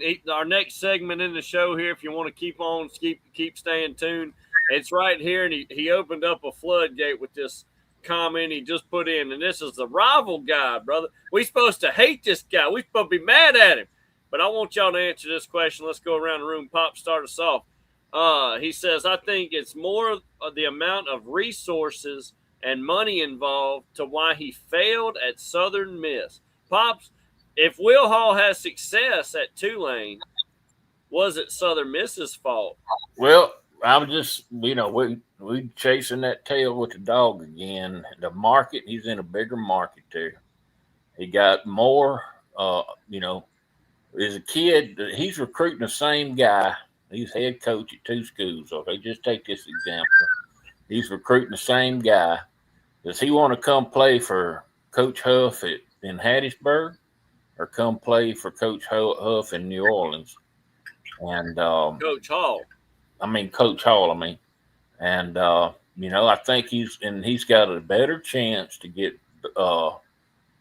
better quality or a better talented player in Tulane than he had there in Hattiesburg. Now, I don't know. Y'all seem to know way more about Coach Hall before he even got there and everything.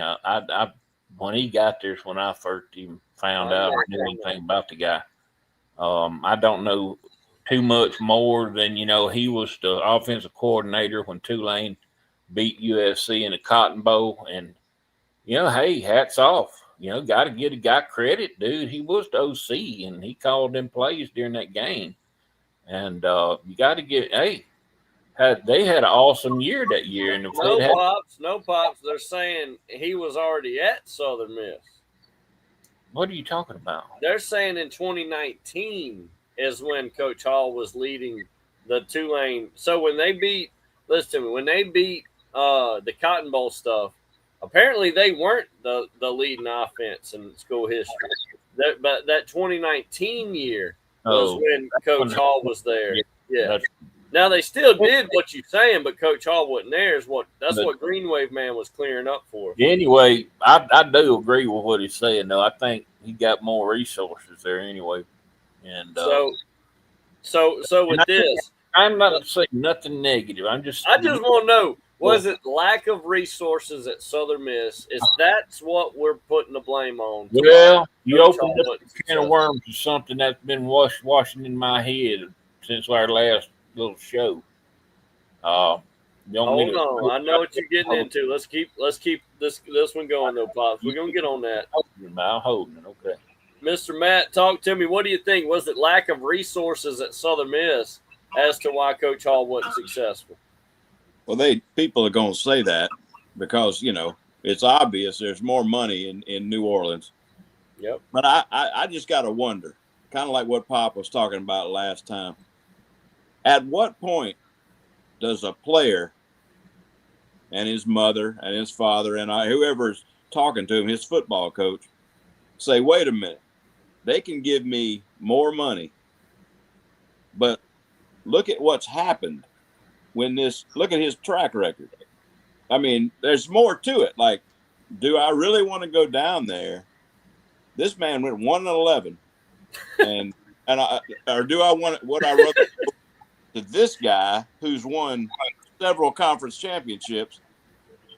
And how do I fit in? Like, is he going to run the same offense he ran at Tulane, which is evidently what he was doing in Southern? He never seemed to figure out, like, if I got a guy that can't do this, don't ask him to do it. Make him do what he can do. He never figured that out. So I want to add on. I want to add on to what you're saying. Go ahead. 10 years ago, or is he going to help me be the best I can be? Because evidently he was running something that worked when he was at Tulane, and it never worked here. That's all. Now, Matt, I want you to know it. You guys forgot a very important detail.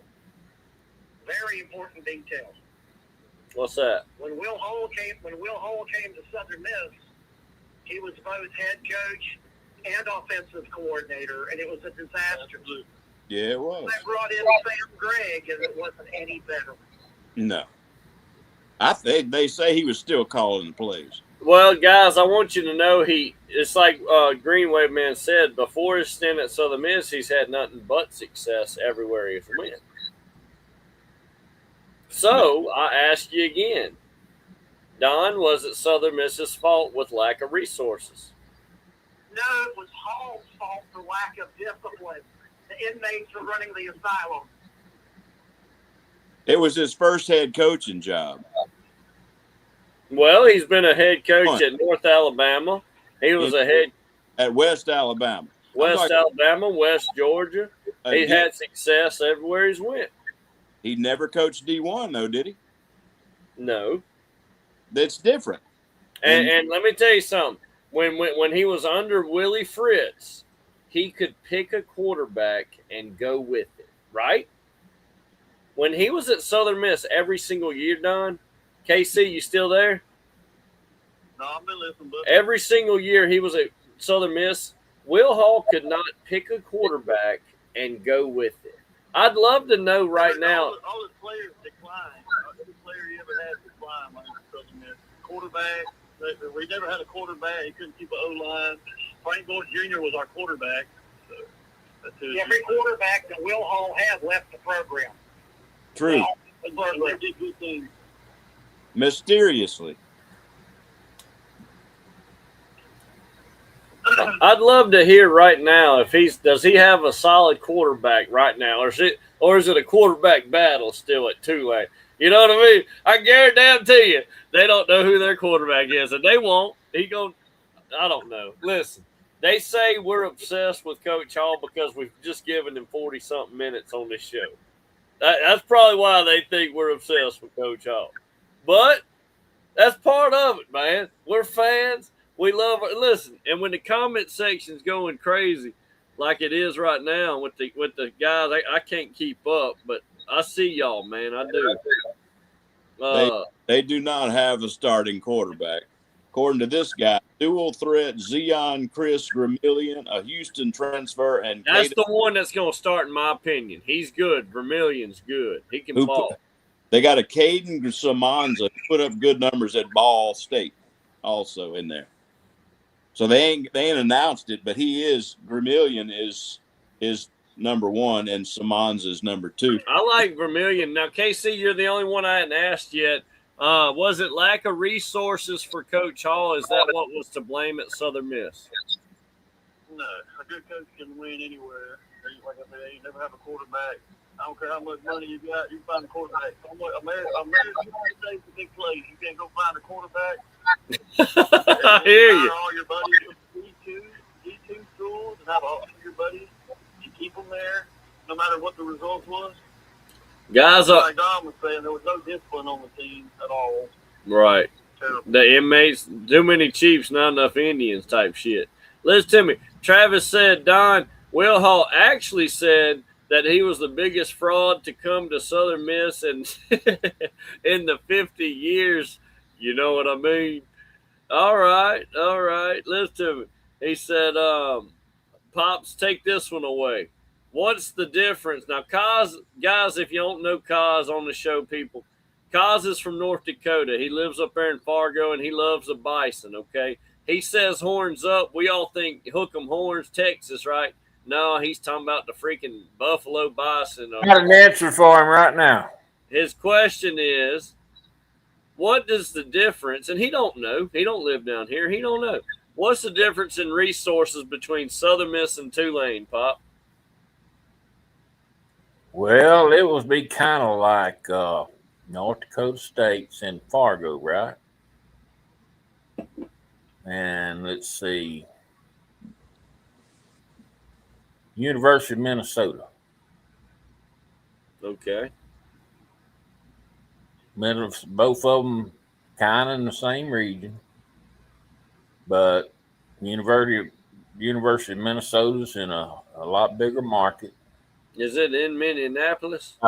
They got a lot more money. They got the way better facilities as far as seating capacity. I mean, it's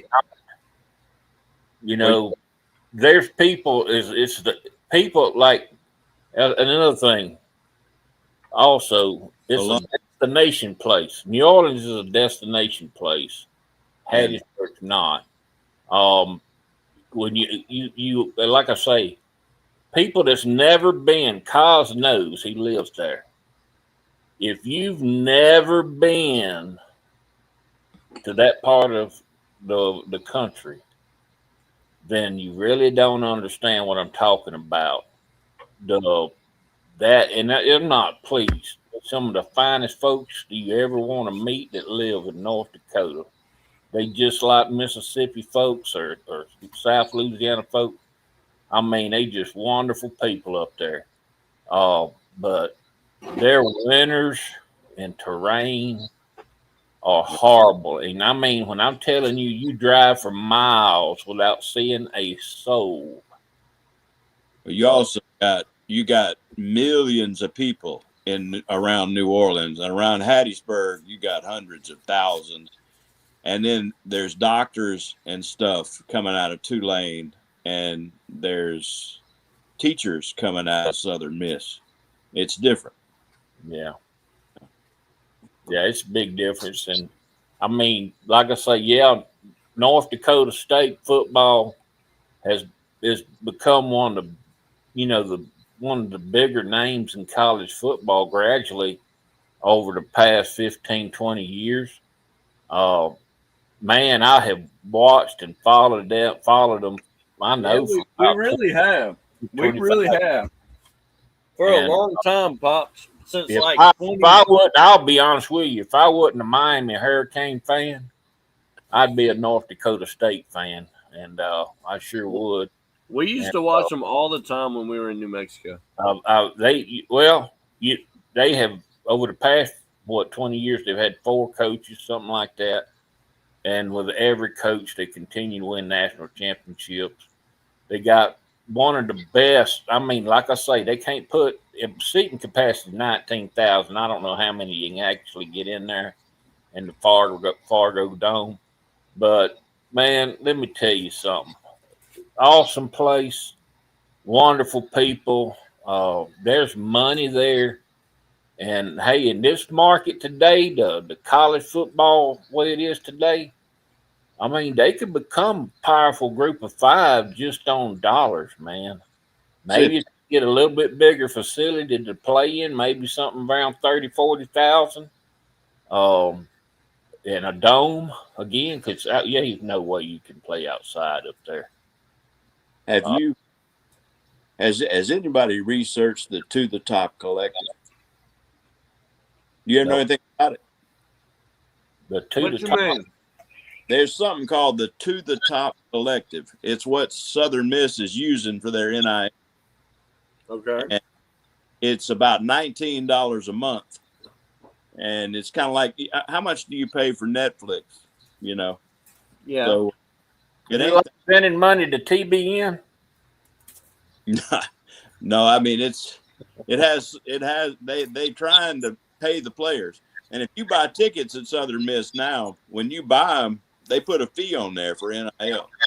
So NIL's a thing now, but $19 a month, $240 a year, not that bad, you know. Yeah. Of course, you pay $1,000 a month if you want, but it's going on. I don't know. I looked at the Rebel Collective. Of course, it's got similar. It's got low level, high level. Everybody's doing it. So what I'm saying is now I can't just buy a ticket to the football game. They'll put $5 on there. Screw them players, man. I just want this game. That's part of it. I mean, they keep saying something about student fees. Do we at least get a free hot dog for the youngins? No. But they keep saying that Southern finances their athletics through student fees, and that money cannot be used for some reason to pay the players. So they're having to take it up a different way. So that's what they're doing, and it ain't that bad. $19 a month, I mean, I this is a kicking a dead horse, guys. Yeah, but I really feel bad for these kids nowadays. Their outlook on these college sports is not. They just don't know how much they missing, man. They really don't. By staying in one place and getting to know people in a place where you at, and Oh, I thought you were joking. You were saying you feel sorry for them because they're making $30,000 a year. But Well, they're missing the college experience, man. They really are, you know, and the camaraderie and the long lifetime friendships, and you know, it's amazing, dude. You know, even with coaching staffs, you know, and you know, they just here and there, and they chasing the dollar, and you know, the ball's gonna go flat for a lot of these kids, man, and very fast. You know, they all not going to the NFL. They all not gonna get on no practice squad, and they gonna go back to the house. And you know what they gonna do? They ain't gonna. They not gonna. You can't even work at Walmart now. Cause, you're missing the point, brother. They're in New Orleans, and we're in Hattiesburg. He's saying Southern Miss holds 37K. Tulane holds 30K. 7K is a lot bigger. A lot. Blah blah blah. Come on, KC. Don? You on here? Yeah, I'm right here. I mean, yeah, we have a bigger stadium, Don, but we're talking New Orleans, man. What I mean, I don't know how to explain it to somebody that doesn't know down here. Well, Tulane, what it is, I don't know why we can't pack out a stadium. I mean, cause you're right, we're bigger. We have a bigger stadium. We should have more fans. I don't know how that works, but Tulane, they're not going off of fans. Trust me. Their fans, every time I've been there, half of them students are leaving at halftime.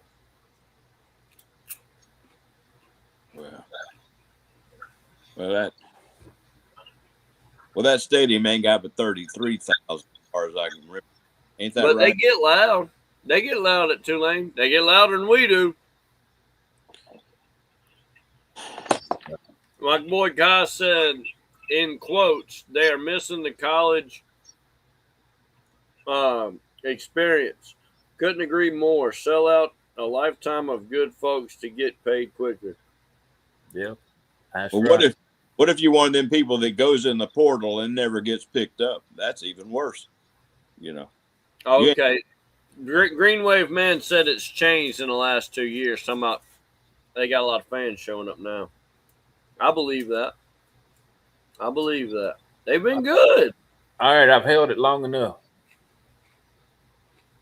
We're an hour and a half in here now. We can't spend all night. Let's we go. got things to do. All right, I've been watching this in my mind. I know right now Don's head's gonna explode.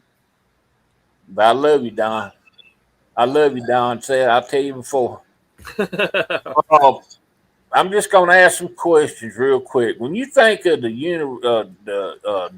when you think of Duke, what sport do you think of?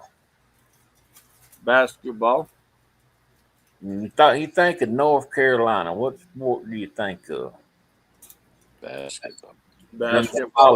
Gonzalez, basketball. UConn, basketball. Well, we can talk about this money thing and money going towards sports.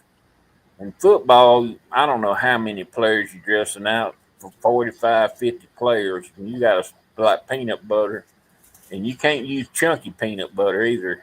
At Hattiesburg, it's got to be that extra smooth, that jiffy stuff. It can't be that cheap stuff, but it's got to be spread a long ways. And in basketball, what if you took and spent your money in a different way and went out there and bought you 8 basketball players, paid them about 250, 300 grand a piece. And then you could put 6,000 to 8,000 people in Reed Green Coliseum every time they played a home game. Well, Pops, you would have to take that money from football. You would have to take the money. Well, hey, you got to do what you got to do. In football program, I hate to say it, people. I'm trying to find a way out, and I know y'all are too. And there's just schools since this NIL and the transfer portal and everything, and I'm standing on my mountaintop with this. I've been saying it, and I told you so. I'm gonna tell you I told you so. That this is the worst thing that could ever happen to college sports. This also years of eligibility. Now we got people playing 7, 8 years, man. They got grandkids, and they ain't even got out of school yet. I mean, but here's the thing: baseball, basketball, and that would be my focus for Southern Mississippi. Hey, you still fans? You still fans? And So you might you're have to saying go. And you might have to end up playing in the Southland Conference. you saying do away with football? Do what? Are you saying do away with football? I don't know how it's going to succeed. I really. You ain't the only one saying that. I've heard Come on, people. Pop. I think you need to. You know, I ain't talking about Ladner or nothing, but you know, Ladner maybe give him some money to get a little better coaching staff and pay you, go out there and say, I'm going to get 8 sure enough basketball players and pay them $250, $300 a year, and watch what happens. Watch what happens to USM basketball is going to become a top 25 program pretty freaking quick. Well, what if you just quickly did the numbers and you took 8,000, which is about, well, they're going to cut the capacity in Reed Green, 7,000. Let's see. Say you get $100. What's that? $700,000 or something. That ain't going to be, even if you get 20,000 to come to 8 games, 6 games, it ain't enough money. And they're not paying the football players that much. What I'm saying is, I think people have already been thinking about this. I've heard more than one person say they need to just forget about football and quit. That's so sad, man. I've heard that a lot. KC, where you at with all that? You still there? No, it's just Don. Don, talk to me. Yeah, I'm here. Where you at with all this talk about? Pops, we talking about getting rid of football or just less than the money? I think some money needs to be shifted. You got to save the college athletics at USM. You got to give the fan base something. You got to throw a bone here, people. You got to think, when James Madison went to the playoffs, some of that money ended up in Hattiesburg because they had a football team. There's revenue sharing. There's all the profits. That's what everybody talks about. Oh, the Sun Belt is not good. It's terrible. Actually, under the circumstances, you got to look at the bright side. You can have a football team, share the money with the winners. All these bowls are churning out money. All these television are churning out money. You remember, Southern never was on TV. Now I can get every one of them. Yeah, that's making money. Every ad, every commercial that comes on, a couple of dollars goes over to Southern. It's a product. Just because the stadium ain't jam packed, you got people selling cars, you got people selling Wendy's hamburgers, all that money. It's like the athletic director said. I know some people don't think he's doing that great of a job. I don't even know him. He's looking for revenue streams. If you shut down football, you lose all them advertisements, you lose all the profit sharing, and to be a D1 school, you have to have a certain amount of sports. So you'll lose the Sun Belt Conference too. They'll get kicked out for not having football. We'd end up in the Southland. That's not a D1. Not basketball, you wouldn't. You would probably have to go to a basketball conference. Big East. You would have to make the grade, though. You would have to have a product to sell before they'd take you. And we don't have that. Take some pretty drastic things. I mean, to shut everything down and roll the dice that you're going to get brought in the Big East, you might end up like one of them boys going in the portal and nobody picked you up. You might end up with nothing.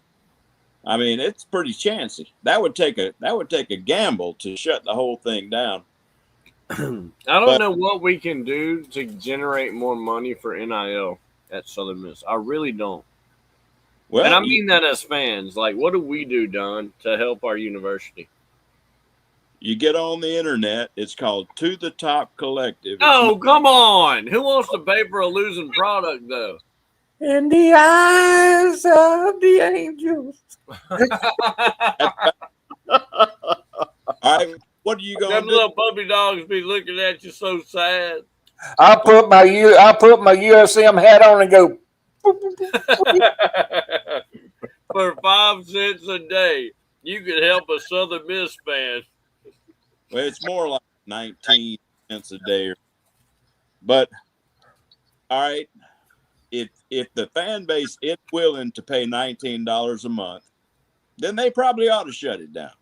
I mean, if a man hadn't got $19, he probably can't buy a hot dog anyway, and he certainly can't buy a $10 beer. So that's right. And he ain't got no gas money to go watch the game. He probably, if he ain't got $19, he ain't making it to Roberts Stadium. If you can't come up with $19, then yeah, shut it down. I mean, go ahead and concentrate on. They got good arts.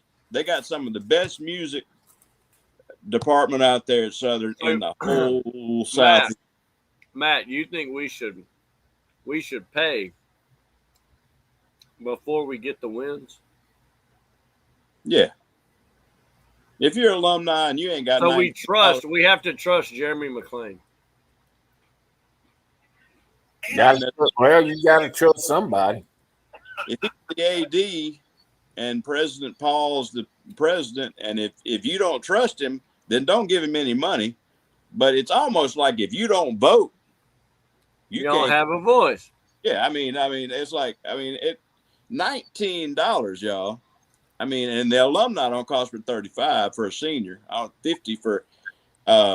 It ain't that bad. $240 a year, and buy a ticket. They're gonna put money on the ticket. Okay, you're never. The Green Wave man said you got to pay to play. It's the new era. You always did anyway. I mean, you always had. It's always been about money. You remember when Texas A&M used to be called Texas Automobiles and Money? Yep. It's always been about money. Bobby Collins was here, went to SMU, and they shut the joint down because of the money. They had people playing on that team that never set foot in school. Anyway, he was a great guy. But as far as he got caught up in something that was already going on, and it was out of control before he got there. I hated it. I hated it bad from Collins, but man, he had a team though. He did have some teams now. He had some running backs like you ain't never seen. I'm talking. He ran. He was doing good, second in the nation, as I recall. But I don't know, man. The time for drastic moves. That's all right. Think about what you're talking about. You're going to shut the whole thing down because the attendance is low. Okay. We're only 1 year from. How about this? We hadn't even had a coach. You take the budget. You take the budget from football, divvy that out, and then you play 4 out-of-conference games against Kansas, Illinois, Virginia, and Georgia Tech. Those are your 4 out-of-conference games. The football team just becomes a generating money thing instead of a winning product. It always has been. But let's do that for 5 years. Generate a bunch of money. Put our money in baseball and basketball for 5 years. Have football playing all the toughest teams possible. Like, not toughest teams, but teams that will offer the most money back, right? Well, just advertise you. You know, I hate to say this. I hate to say it this way, and people, please don't think I'm trying to be a good Christian. I really am, but they just sometimes ain't but one way to express something. But just prostitute yourself out to the bigger schools, and let them. You know what? I've been saying this for years. Why in the world is Southern Miss? We used to get. Well, I'll say we because y'all my little honey anyway. Yeah, We used to open up against Nebraska. that's right. TCU. We used to open up with the big dogs, and what happened? Why is it Jackson State? Why is it Alcorn State? Go on the road and start generating some money. Now, it's like you say, we can't just pick up the phone and call. But hey, this is social media now. I mean, it ain't gonna happen overnight. But get out there and start trying to get these things scheduled in the next 2 to 3 years. Where, every out of conference game you play, it's also a good recruiting method too. It really is. If a kid, one of them 3-star guys, kind of on the bubble kind of guys that can be good, and he says, I'm going to get to play against Tennessee, or I'm going to get to play against, Wisconsin or whatever, and then I get to play against Georgia Tech, and then we're going to go to Virginia or West Virginia, or then we're going to go, in other words, what we're saying is that somehow or another, we're going to have to learn to cheat. Come on now. All right. I mean, isn't that the way we're talking? I mean, we're gonna have to pull. Listen. Do you really want to get that? I mean, everybody always talks about, well, Southern should have gone in the ACC, or Southern should have gone in the this or that. That ain't. You got to have the product. You're talking about a school that went and whatever it was. That was the beginning of the end. That man changed everything. When you took a team that was doing pretty good and didn't win a single game, and they had to come up with millions of dollars to pay this man. And furthermore, I don't know, as if you go to all these big schools, I don't know if that's NIL money. There's certain ways they're regulating this stuff. Just because you're making $1 million a game, I am not sure if you can take that $1 million you get from playing Georgia Tech and hand it to a basketball player. I think there's regulations on that, or everybody else would be doing it. I mean, and also, of course, you have to have a product. You say, look, I want to come play at Georgia Tech. They say, well, what can you offer me? My strength of schedule, if you're ranked 54th, you can do more than if you're ranked 123rd. But I don't know who it is, Mr. Matt. We'd have to look up, but go look at the Campbell. They the Camels. Their mascot's the Camels. I think their school is Campbell or something like that. Basketball school? No, they play football too. Oh. Yeah, some major university plays them right in the middle of the season. No. And I'm like, my goodness, how if they get that school like that can get in the middle of the season. That's all I'm saying. I'm like you. I don't know how they divvy it up.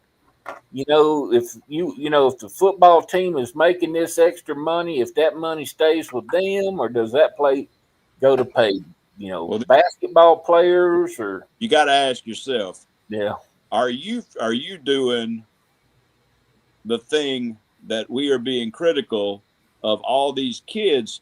Like, look, I just want the money.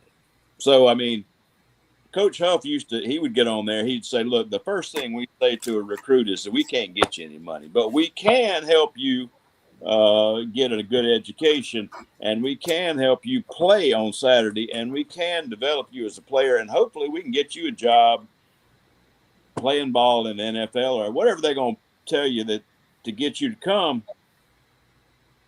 But so what we're saying is we're going to sell out we're going to become money first, education third or fourth, and full stadium second. So we're going to become prostitutes, what you're talking about. And we're going to all sell ourselves for the, because we hate the money system. Is that what that? I'm not talking about that. I'm talking about. I'm not. I guess you took what I said wrong. I'm talking about. Yeah, I understand. Yeah, you want players to come and you want to offer them all that. That's typical recruiting. But recruiting now has changed. It's not. It's more now actually about when you go and try to sit down. It's totally different now. You know, go like the old days. You go sit in somebody's living room and talk to them. You know, whatever. That's almost gone. But you know, yeah, I can't do this for you, but this is what I want. But you got these kids. They sitting over there. Yeah, but I'm better than I play on a football team, and I'm better than this guy that I played with, and he went to school. He's making, 50, 60 grand. And you only gonna give me 30 grand to go to Hattiesburg, and I'm better than him. And that's what you're dealing with more than anything. They ain't even staying long enough they're transferring so much, Matt. But with the money though, Pop. Well, that gets into the loyalty thing. Okay, so all you want is money, son. So, okay, we're gonna give you our money. And if you put up stats this year, then maybe Tuscaloosa will have a look at you, and you're gone. We forget their names. I mean, they've gone through so fast. Yeah. But I mean, is that something we want to participate in? We want to just go and say, all right, all we want to do is money. Or I mean, I'm not down for it. I mean, the way I look at it, we got 80 or 85 players or whatever. Coach Anderson had to put that team together in 2 weeks. I don't know what's going to happen. I don't think anybody knows what's going to happen. We ended up with a few bright spots, and this is the situation we're in today.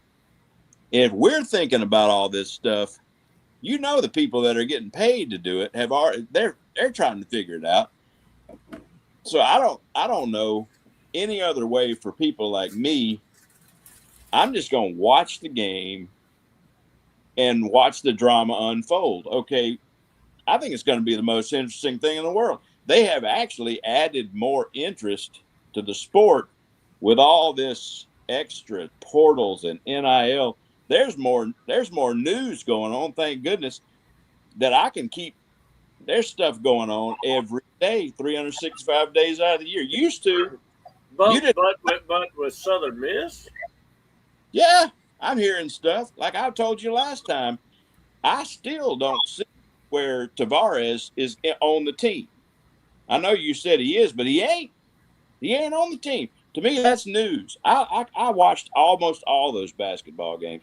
I talked to the coach. I guess you can say that. I don't think it's against the law. We were standing in alleys. He said Tavares was back. His picture don't come up on the roster. He was pretty good. When I looked him up, you can look up everybody now. He's got photos of him playing something called Yama ball in Australia. And I'm watching on the internet, the team is practicing today. He ain't out there.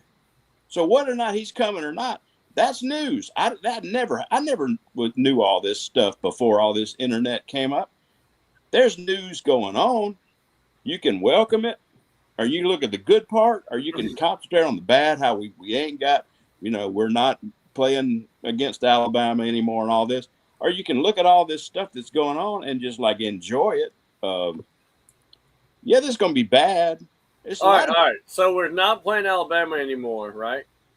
Hadn't in a while. And we still suck. Yeah. How do you enjoy that? You see what I'm saying?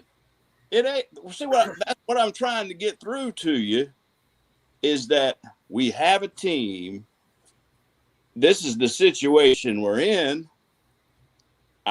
if you're gonna be alumni and you're gonna be a Eagle fan, you're gonna embrace the suck. If you're in the Sun Belt, man, you got to No, get up. it's like, it's okay. Listen to me. It's okay.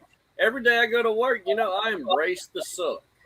It's gonna suck, but I'm gonna have a good time doing it. I mean, it's like called embracing the suck, man. Wait a minute. What if? All right. Okay. What if they win 2 games, but Jalen Himes gets 1,000 yards and runs back 8? Then he gone. That means he gone. That's what I'm saying. But it was something to see. It was something like, well, wow, man. I remember that time when Jalen Himes ran all them. It ain't gonna listen. What I'm saying is, Mr. Man, look, hold on. So what I can tell my kids about Southern Miss, my kids are gonna look at me like I got shit running out of my nose. They gonna say, "What? You crazy, Dad? They never beat Alabama. They never beat TCU. They never did this. They never did that. They can hardly beat freaking Alcorn State." What I'm saying is the game done changed. I mean, I guess I just wish my kids could see Southern Miss great again. I guess I don't see the same thing. Yeah, everybody sees. I even with Miami. I mean, I don't see. I'm not seeing most of the programs where, when Kyle's put it on here, you become a developmental, where you develop a program where you develop kids. Well, kids ain't, then the majority of kids out there is wanting that money. They don't give a crap being developed or not. And welcome to Division I, North Dakota State. You're fixing to find out. That's all I'm going to say. Welcome to it. You wanted it, big boy? Welcome, welcome, welcome.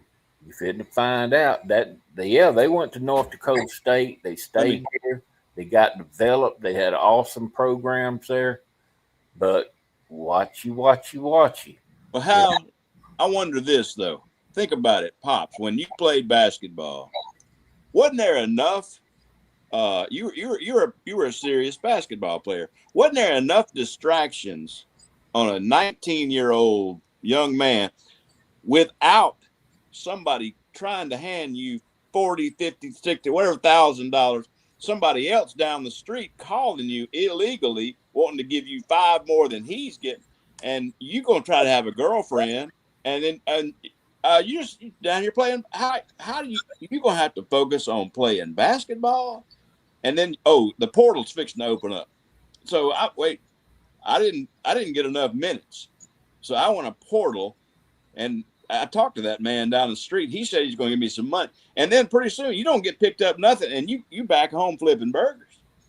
I mean, that's kind of what's going on. Everybody ain't succeeding in this. It's a lot of hard luck stories. Yeah. If it was me, I mean, judging on my normal aptitude and whatever, if I got picked up by a school, I'd want to stay. It's like, man, I'm just going to stay here. I would, I'd be so appreciative. Yeah. If you let me, here's what kids are missing out. That, like I say, that camaraderie and all that. Oh, I didn't get my playing time, and I didn't do this, and all. And hey, everybody wants to play. Believe me, you was in a high school and you did something in high school that was good enough that a college or university picked you up. They put you on scholarship. Yeah. You were good enough. You above a whole bunch of other people that play. There's a lot of players they didn't even get to play in high school. But do you remember, as this don't happen quite as much, you come in as a quarterback and you got cut. Darned if you didn't end up a tight end, and you were glad to be there. It's like, man, I'm lettering, and I'm a tight end, and I'm on the kick return team because this is what I can offer here. Instead of saying, man, I'm gonna be a quarterback and I'm gonna go down here, I'm leaving as soon as the month. I'm filing the portal right now. It's we went to the NIT.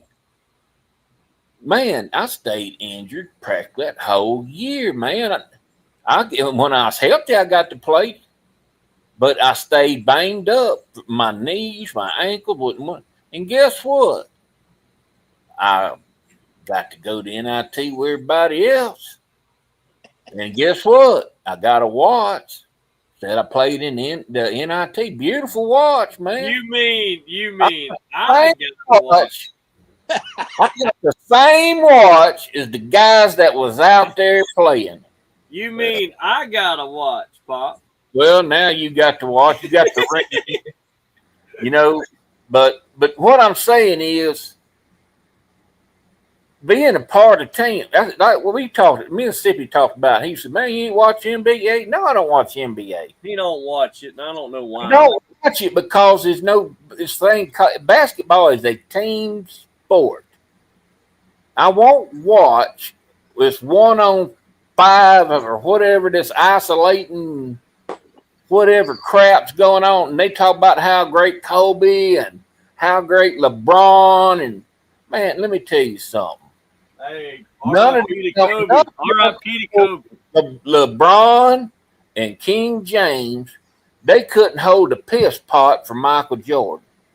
It was different. It was different back then. Or Scottie Pippen, or Dennis Rodman. I mean, you think about the Celtics and you think about the Lakers and the Bulls. Look at them starting five. Yeah. Well, heck, the Boston Celtics one year, if you look at the roster, they're all 6 players, the starting 5 and the 6 man are in the Hall of Fame. Don, you still with us? Oh no, Don head off. He hung up right at 10. Is there a story of a player, an outstanding player? Is there a story of someone who said, "Wait a minute, I'm staying here"? I guess you could say Chambliss. Davis Dalton. Yeah, he's been there the whole time. Davis Dalton. You got it. Is he a legacy? Did his daddy come to Southern or something? Nope. No. Well, Ain't that's that crazy. That's rare. You got He's John. had every opportunity to leave. He had multiple coaches. He's had more coaches than years he's been there, I feel like. Well, that one year they had 3 or 4. Yeah, that's what I mean. He was on that team when they had such a hard time. I think he was. Davis Dalton, the wide receiver that be a senior this year. Well, man, that's it. That's what I'm saying. If you can't go to the game and just say, well, man, at least I can watch Davis play, or I can watch that Mathis Haygood. If it ain't enough for you, then by all means find you another option. But just because you're not going to the playoffs doesn't make the team a failure. It's just, it's the old thing they always say, you're getting 1% better every day. Yeah. You're going to have to live with it. Yeah, that's the best you can do. I mean, I think the whole Sun Belt, roughly every team in there is almost half portal players anyway. And it's turned into a breeding ground. Like, I want to go over here and I think I can get a lot of snaps. I want to get to the SEC and all this. If that's the game, then that's the game. Some of them don't. Like Dalton's going to stay. A couple of them, you get a few players that are just going to stay. Why didn't Frank Gore? Was that before? What's that? He stayed the whole time. Was the portal going on? Yeah, it was going on. Yeah, it was going on. He stayed. See, I mean, that's what, as a fan. Well, that was Frank Gore Sr. His raising. That was a lot of his raising, Yeah, he stayed. He had a good daddy. Yeah, he came to the games too. Some of them. He supported that boy, man. He really did. He did. He ended up. He's playing, didn't he? Did he play for the Bills? Answer out there, though. Believe me, there's an answer out there, and I know it's frustrating for everybody. And that's Yeah, I'm a Miami fan, but I'm gonna tell you, it's the same. That roster rolls over so much every year, and it used to be you got to know, you know how it was. You got to know everybody and see their progress every year, and Yep. man, That's what I miss, Pops, is building a relationship with a player and well, getting to see after him the every games, year. And after the games, Matt. After the games, you come out of the stadium, go down on the field, and you could talk to the players. yeah. You know, the little kids, man. That was so big for the little kids, and that made an impact on a lot of kids, man. It truly did. They have something on the 22nd, and it's going to be all them players there. I think it's the 22nd, and you can talk to them. And as far as me, even when like Lee Roberts was there and T.J. Slaughter, I might say hello to him on the field. You know, I never really knew him, but I mean, these players are going to be there.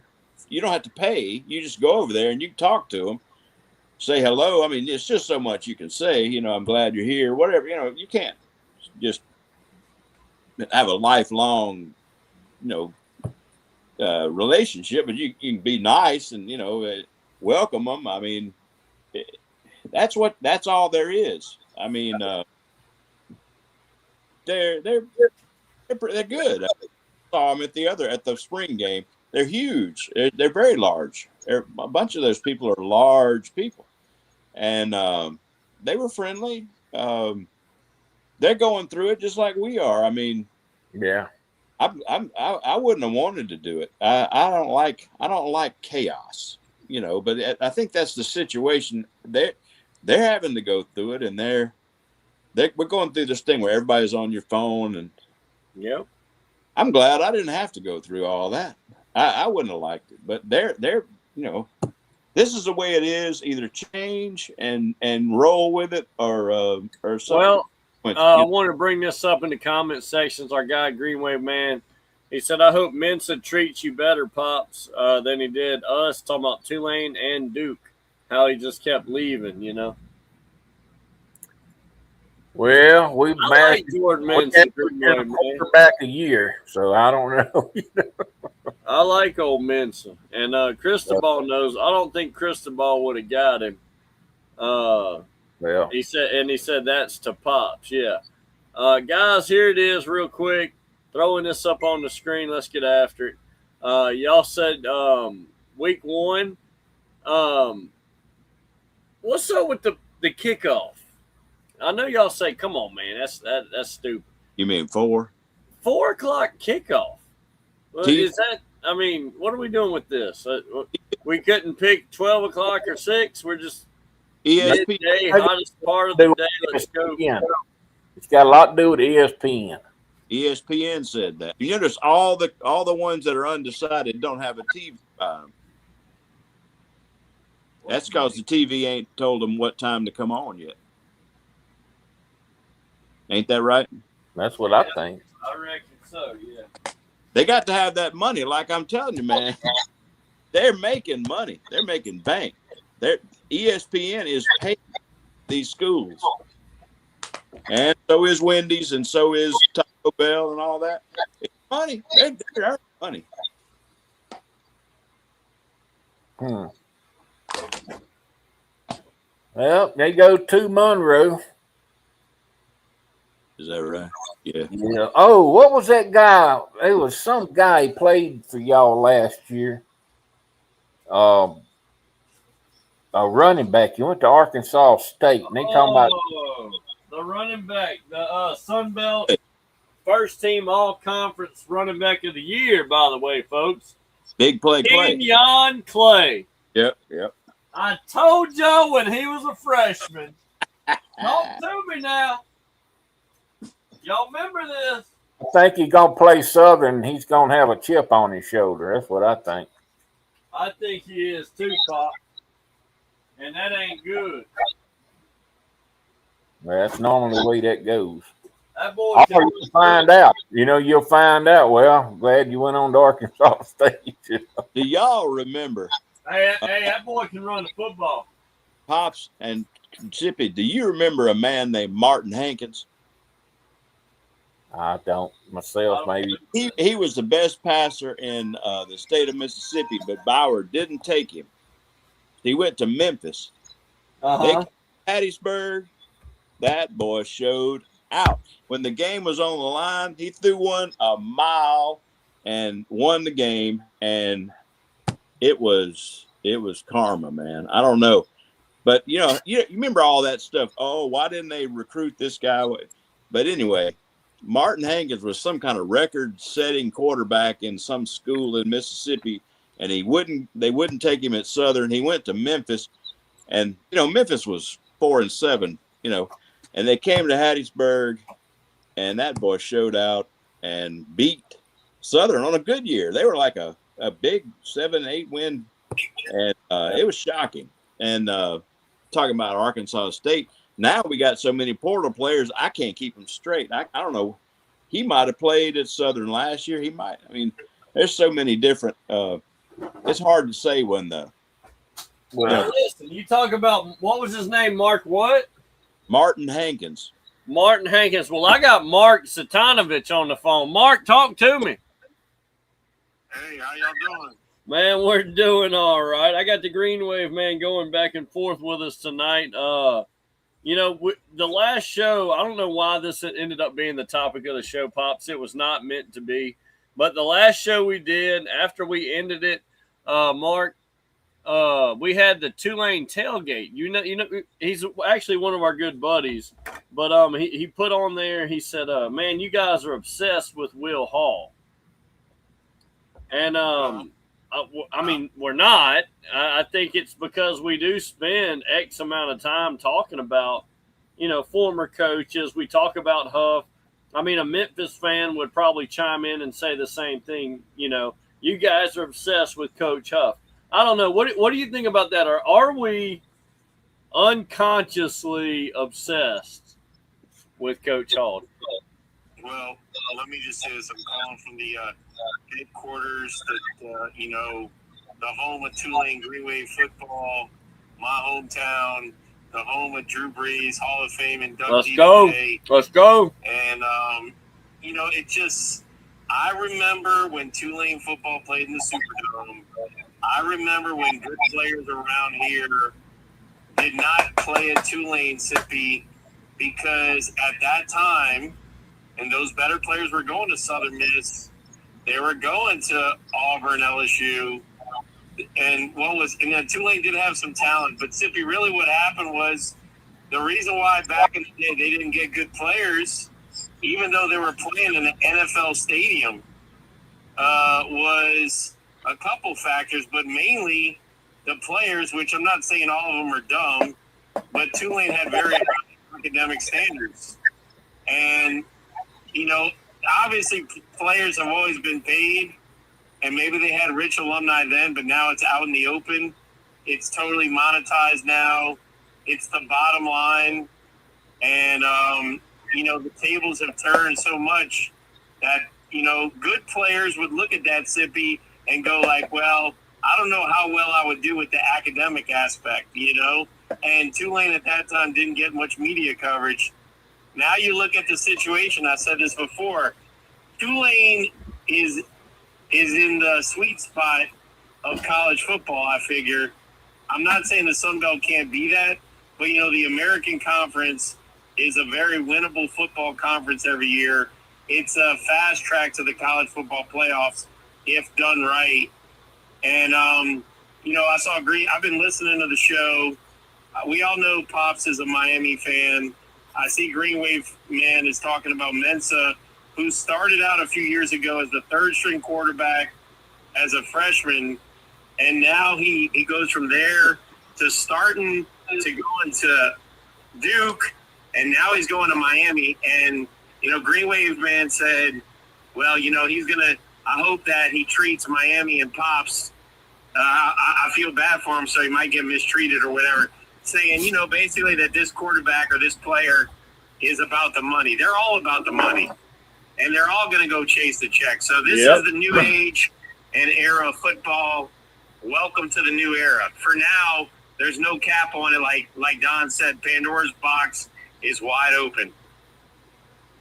Yeah, Mark. I obviously with Mensa, I think Mensa's a dog, man. I think everywhere he's went, he's produced numbers, and I think he's going to be really good at Miami. Is he going to use them for money? Yeah, he sure is.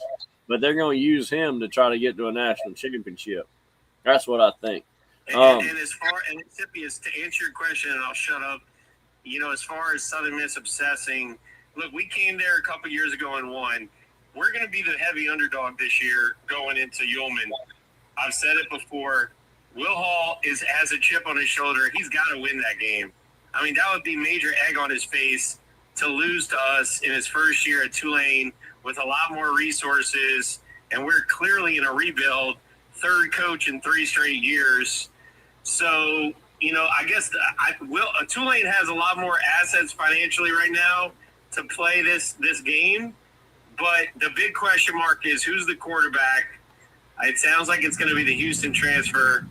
Yeah, whatever. Yeah, Tulane's had success because of that string of quarterbacks. You see, Sippy? Yeah. They went from Michael Pratt, who got drafted to the NFL, to Darian Mensah, who's about to be maybe a first-round pick after this year, and then they had Retzloff after that. So that's they've right. Had three straight really, really, really good quarterbacks. Well, the quarterback coming in now, Vermillion or whatever, he sounds like he's a dog.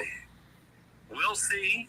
And now here it is. Mark Greenway man said this year at Tulane, we actually have 68 returning players and 10 starters that have that could have left. Now let me tell you something. Southern Miss is bringing in 70 players. And we want to sit around talking about how we're going to beat them just because Will Hall's there. I can't believe that y'all doing this without Dion. Oh! Wait, what's that, Pops? I said, I can't believe y'all bringing all them new players in without Deion Sanders. Man, what's his status, man? He's falling off. The honeymoon's over with Dion, huh? Oh, he's out after this year. You know it. Wow. Pops, how do you feel?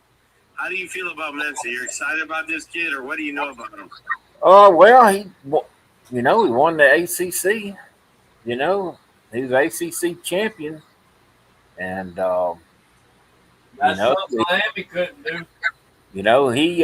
He came in, the top receiver of the conference that played, it's who he was throwing the ball to, came with him. Miami, we returned Tony, and we got that cat. We did lose some, I believe, on the offensive line. We had a couple All-Americans there we lost. But Muaga. But we did, I've looked at it. One thing I can say is Christopher's going to have an offensive line. Now, defensively, we did lose a couple of monsters. And I don't know how we replaced Bain and oh my God, his name slipped me in mind. Well, the other Muaga linebacker. Well, yeah, him too. Pops, didn't they have that guy who was 17 years old? That was Tony. That's Tony. That's the offense. I like him. And he back? Yeah, he's back. Oh, he was something else. No, he transferred to Southern Miss. Hey. Oh, watch out, Rose. Hey, I know this is off topic, but Mark's still online? Yeah, Mark's here. Hey, Mark probably will remember. Matt definitely remember this. It was in maybe, was it 82, 83? They had some basketball players there at Tulane. One of them's name was Williams. And I mean, Tulane was really, really good. John Hot Rod Williams. Yeah, Hot Rod. And they caught them guys point shaving.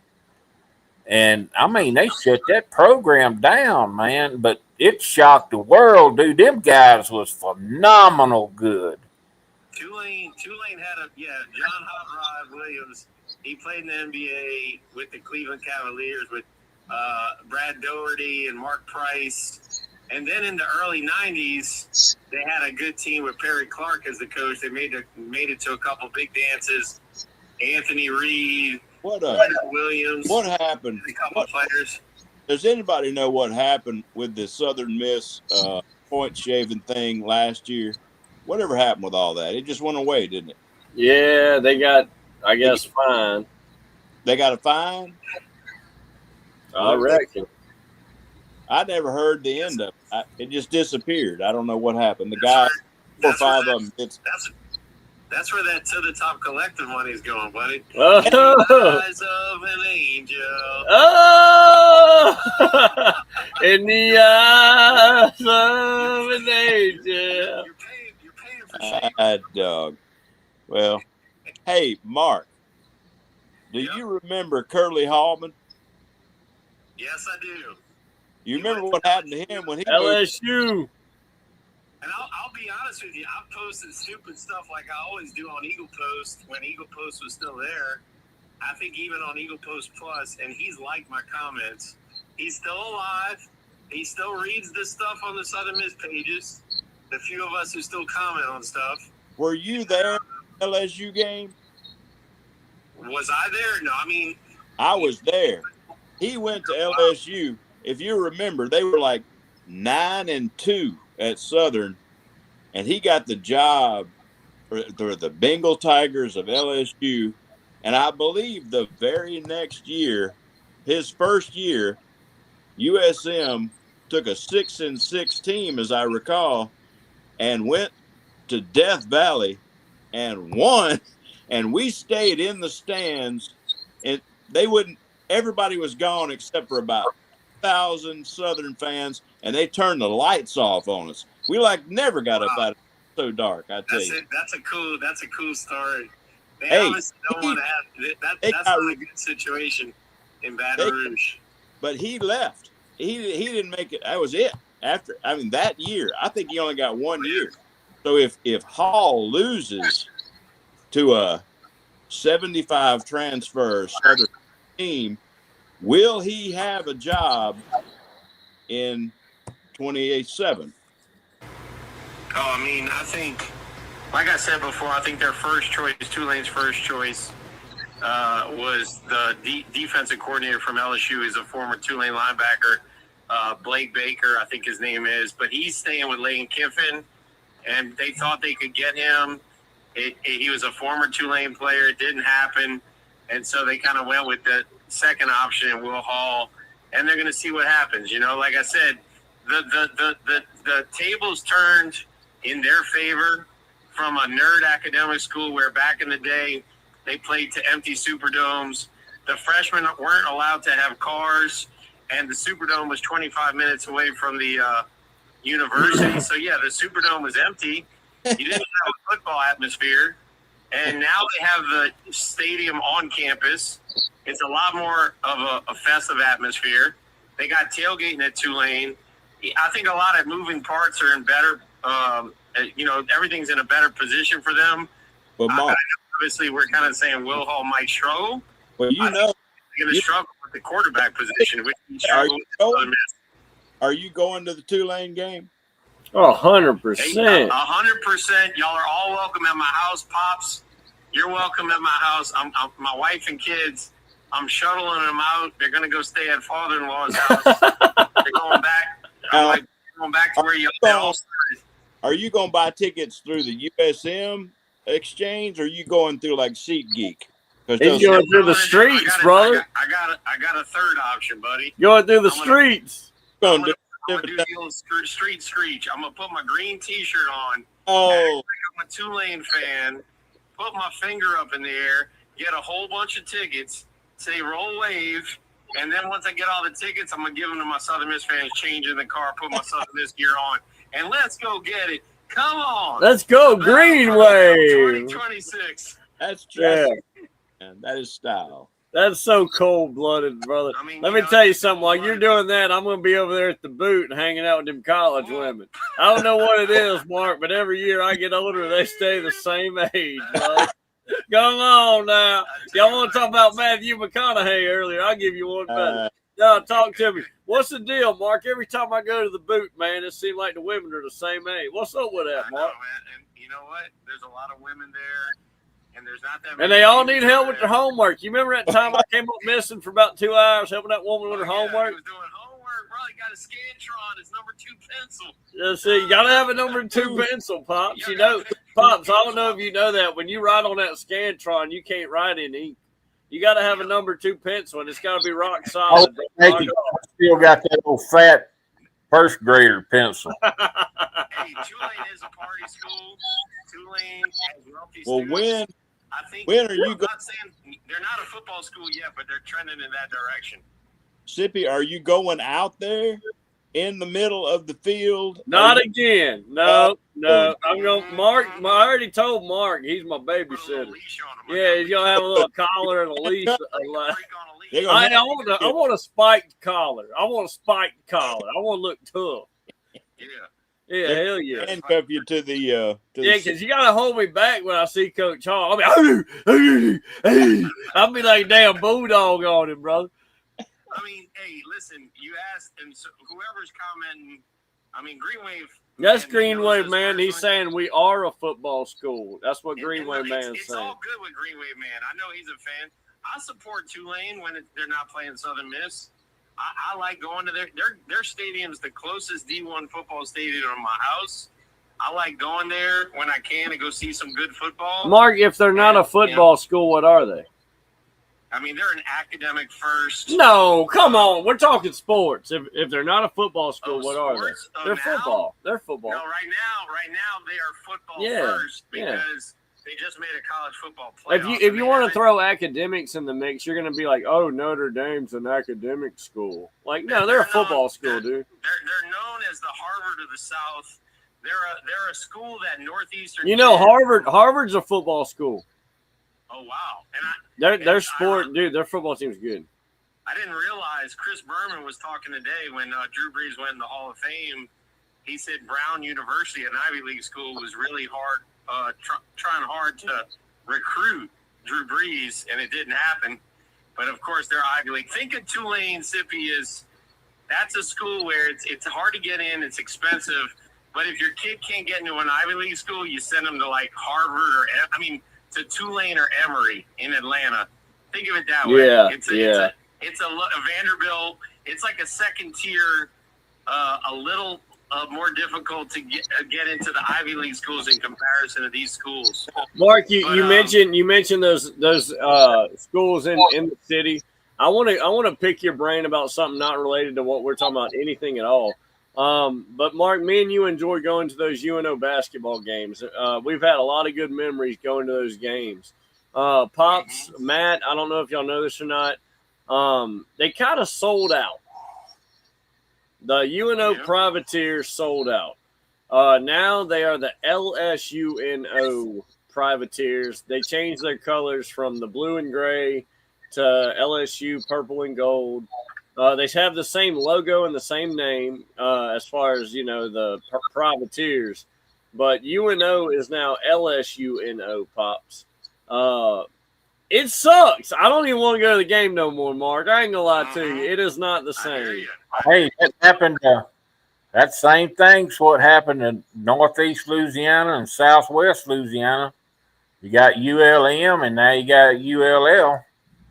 Yeah. And, because South, they used to be Southwest University. Pops, when they went as far as the name change is one thing. When they went as far as changing the colors of the university, that's not good. That was when I was like, ooh. It's like a Timu version of LSU. Correct. I didn't like that I don't like it for the former players, man. That's their way. That's their way of economically trying to stay within the Louisiana system, but they're losing a lot of history with it. Yeah, they are. A lot of people are upset about it. All right. We don't have a football program at UNO. Let me ask. Get one going after Katrina. Y'all people. Go ahead, Matt. Where is this stadium? I know where I know a little bit about New Orleans, but I don't know where the state. Oh no, the Lakefront Arena. You're talking about UNO No, I basketball? think he's talking about Yulman. Yulman. Where they put? Oh, Benson Field, brother. Where is? It's uptown, off of Claiborne. Like if you come into the city by the Superdome, if you turn right on Claiborne, go about 15 minutes, you'll be right there. No, tell them to park by the boot. It's by the boot. Park by the boot. How far is it from the Superdome? Oh, it's a hike, brother. Tulane only has about 9,000 students. No, from the dome. He's saying it's a little hike, man. That's a. You need to take so the remember, trolley. Back in the Where day, do you park? Park by the boot. No, I can't park by the boot. You can park by the damn boot, man. They serve water. Hey, Jesus prayed anywhere, brother. Come on, man. You make it sound like there's all these girls in there. First, they don't want no part of me, and I'm married, so I just want to go to the game. So am I, brother. Yeah, so is Mark, brother. I'll let you I mean, listen. At the end of the day, we're Southern Miss fans trying to have a good day. We're not trying to cheat, or we're not trying to do all this crazy stuff, and we're not going to. Since Mark's on here, just Mark, hear me out.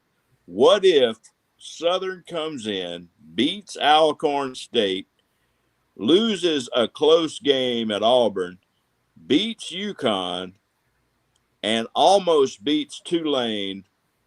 What happens when they get Arkansas State to come to Hattiesburg? You got to play Troy. I was going to say, you're skipping Troy there now. Yeah. What happens? What happens if they're two? I'll be happy with all that. Now, I want to ask you something, too, right back at you, Matt. What if Tulane beats us worse than Auburn? That would be bad. I could see it happening. It could happen. I could actually see that happening. That would be bad, yeah. Not I mean, obviously you would think Auburn would beat us worse, Pop.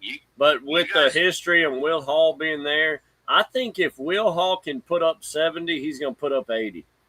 The only way they don't beat us like a drum. I'm sorry to say this for the people listening, Southern Miss fans. How could you say this?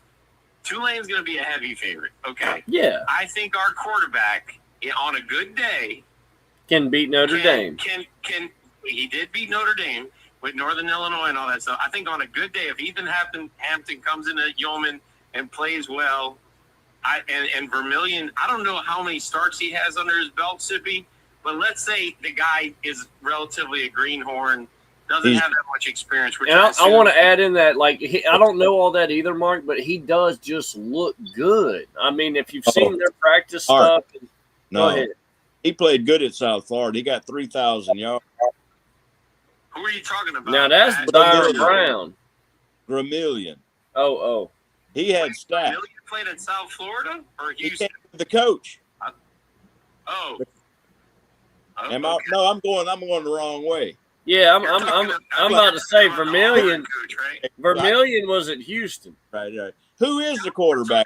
Tulane quarterback. Yeah. Number one. Tulane quarterback is going to be that Vermillion boy that came out of Houston. And Byron Brown was the South Florida quarterback that's going to Auburn. Right.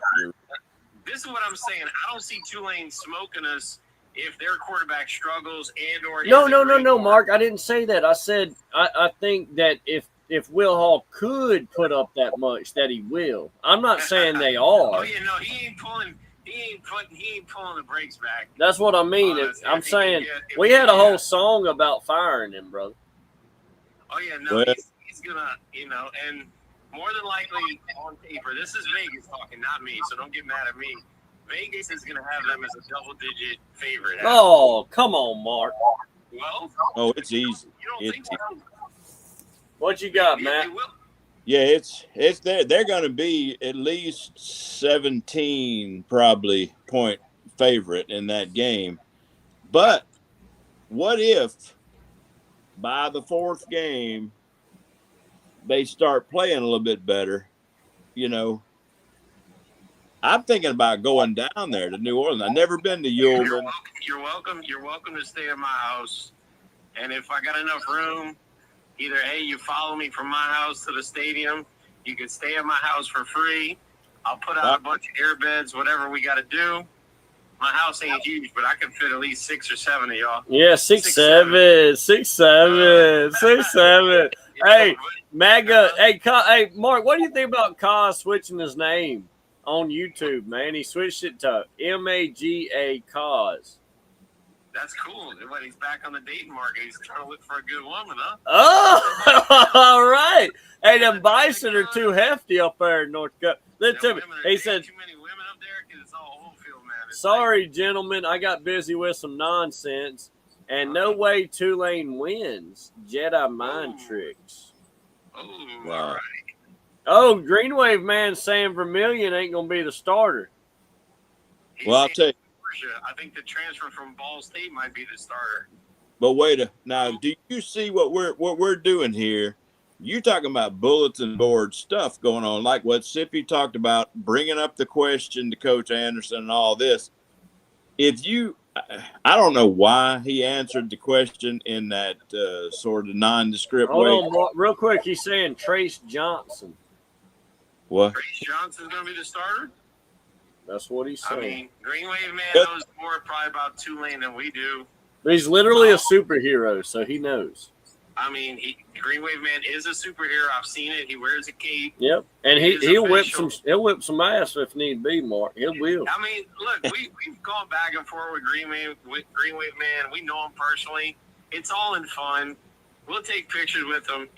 That's what football is about.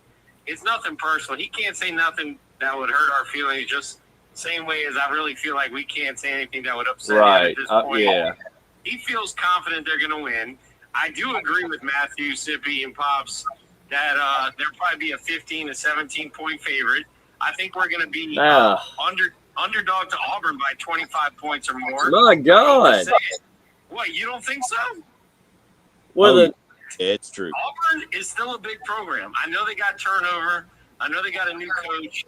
They play at a very large facility, and they're still, like, I wouldn't say SEC royalty, but they're not Mississippi State.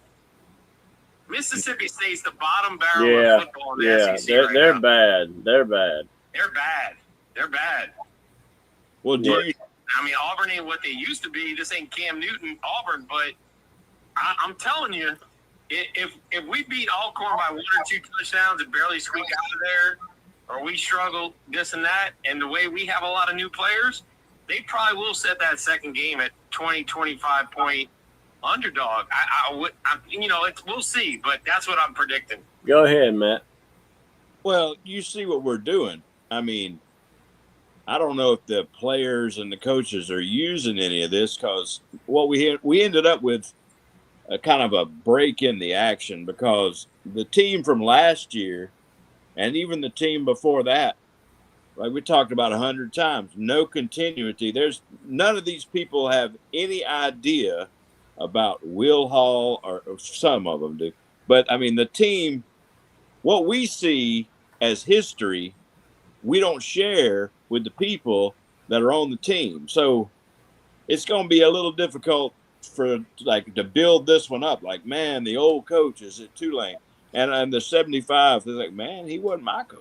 I don't know who Matt, you brought up why he answered me. You don't know why he answered me the way he did about the rivalry, and I talked about and Mark was there. Mark could tell a story too, but Blake Anderson came to town, and I asked him that question about we play a former question. It wasn't even a question, was it, Mark? I just said, Coach, we play a former coach this year. And it happens to be a rivalry game. I said, and Coach, it's more of a statement than a question. I said, I just want the bell back. I said, I speak for a lot of us fans, but we want the bell back. And he gave me the coach talk. Does that mean we got to go 1-0 that week? Well, then, yeah, we want to win that game. And it, you talk about bulletin board material. We haven't given them nothing. If anything, the Sippy Sports Show gave more than the program. I don't know. I'll I'll say this. What happened to people talking shit in football? Well, one, the kids are all looking at screens. When they're not working out, they're looking at Yeah, screens. Why does everybody want to be friends in the football? I mean, what happened to knocking someone's teeth in the dirt? Matthew, this is a homework for you till the next show. Go look and see how many of this. I haven't done it, but I'm just parlaying that work on you because I was bad with homework in school. All right, so I'm just giving you the homework since I'm not good at it. Look up our roster, all these players that are coming in, our new roster, and tell me how many of them are from Mississippi. I bet you at least 30% or more are not from Mississippi. Okay. And what I mean by that is I'm not saying that back in the day we didn't have guys from North Florida or a lot from Louisiana, but it's a different thing. The loyalty to Southern Miss, these were guys that signed on to Southern Miss because maybe they weren't good enough to make big money, but they can play for free, get a D1, maybe use this as a parlay to a bigger program like Chris Jones did. I talked to a few, and there was I watched something last night by that guy Diamond Mixon. He's a big journalist, and he was talking about how Coach Anderson had 2 weeks to make this team. It was like that thing you do in EA Sports when you build a team. Yeah. Mm-hmm. I talked to these people, these players, and Caden Saunders is from Penn State. I'm sure he has no idea even where New Orleans is, and he doesn't know anything about Will Hampton. And Ethan Hampton, he was in Illinois, Northern Illinois. He'd never met Will Hampton, never been to Tulane. We saw some of them that were from, seemed like there was one from New Mexico. And Utah. Well, yeah, he's got ties to Utah, so that makes sense. They were from, like Anderson does. Yeah, but they were from everywhere. And so I don't know. Here we go again, lamenting the fact that there's no tradition. But the fans are the same every year, but the players are totally different every year. So it's going to be tough in the future, I mean, even at big schools like Miami, like Pop's team, whole slate of people can't even like the Florida State and Miami game. It's going to be totally different in this new, the way this new thing is, and you even go up and you got the battle for the axe, and the battle of the all in Big Ten, rivalries up there. It's totally different. Yep. Because the players just got to town last month. They just got to Hattiesburg. It's like, well, there's a bell. What are you talking about, a bell? I never heard of a bell. Oh, but they don't know. I don't know. Maybe that's why the coach said that. Well, okay, we're gonna go 1-0. Like I was talking earlier, how does a 19-year-old with all this noise, got his phone on all day long, how is he gonna and only get 25 practices in the fall? I don't see how in the world they're gonna be in the right place when everything happens, because there's too much distractions, all the money. He's got to worry about, what am I gonna do with my $30,000? And how, I got to give my money, and they got to go to school, and I don't see how they're going to do it, man. I mean, so yeah, they don't know anything about any of this. They've never, most of them probably never. They don't know anything about Auburn, for that matter. Why would some? A lot of people don't understand what being a college athlete is about. So I'm going to give you a little bit.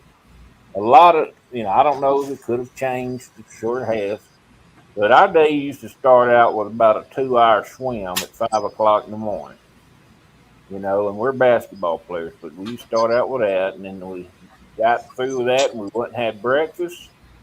We did our classes at 12 o'clock. We had lunch, about an hour free time. Then we went and worked out for about 3 hours, and was at the track running for another 2 hours. Then we went and played a couple-hour pickup ball at the college or in the at the Ewing Coliseum. Then we went and ate supper. But what Because year? supper, we didn't go to bed in and back to workout or something for an hour. So, What year? it was a 16-hour day. You got somewhere in there, you got to study. What year was that? That was from 85 to 90. Pops. 6. They Hold on. What you got, Mark? hours a week. Hold up. do Pops, that. when you get a chance, go ahead. Let Pops finish. Yeah. Go ahead, Mark. Pops, listen, before I forget, back in your day, when you were playing college basketball and you were a good player, you guys would swim together, y'all would eat together, y'all would be in the dorms together, y'all would talk to each other and get to know each other. You know what happens when they're eating food together now? They're looking at their phone between each bite. Okay, back when I'm not saying y'all didn't hound dog women back then as players, but you probably got stories, maybe even with Sippy's mama. I don't know. No, I don't want to hear it. All right, fine, forget that.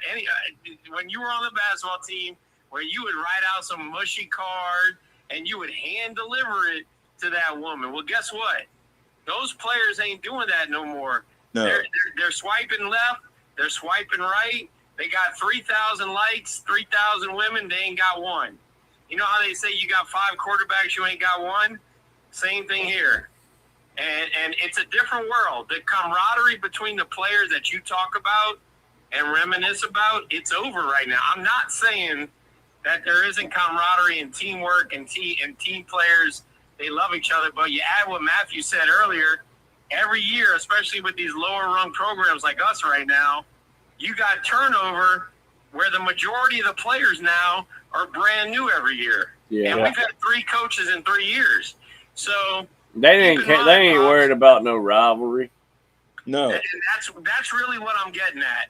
They're Hey. really not worried about a rivalry. They're so connected technologically to Maybe looking at you- screens that once they're done with their workout, they're talking to their friend back in Utah and New Mexico or wherever else they came from, and they're not really building that bond like what you had, where you were stuck. If you were with the guy from Utah, Pops, and he was in a bed right above you, and he was showering next to you, he was crapping next to you, he was farting in bed next to you, y'all were laughing together, y'all were goofing around, y'all were talking to the same women. It was a whole different camaraderie. Yeah. And we're in this mimics society now, but it's sad but true.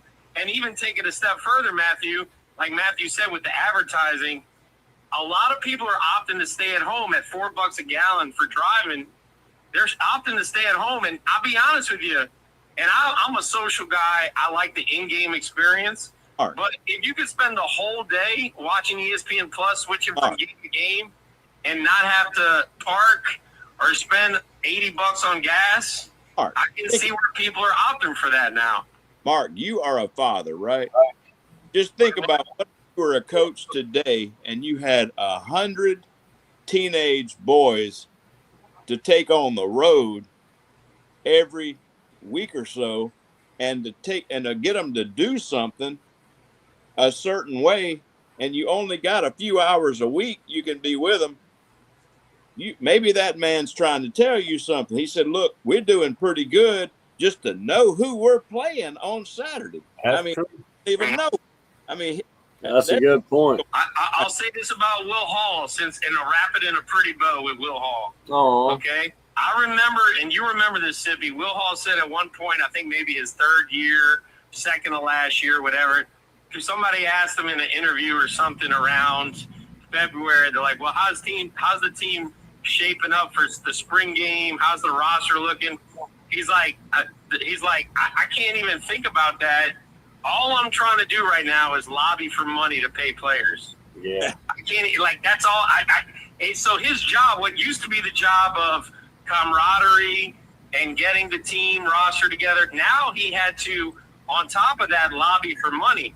It wasn't falling out the sky in Hattiesburg, and he was like, well, without money, I'm not going to have players worth diddly poo. So now I have to focus on this instead of focus on preparing my team in the off season. So Right. it was a conflict of interest. Yeah.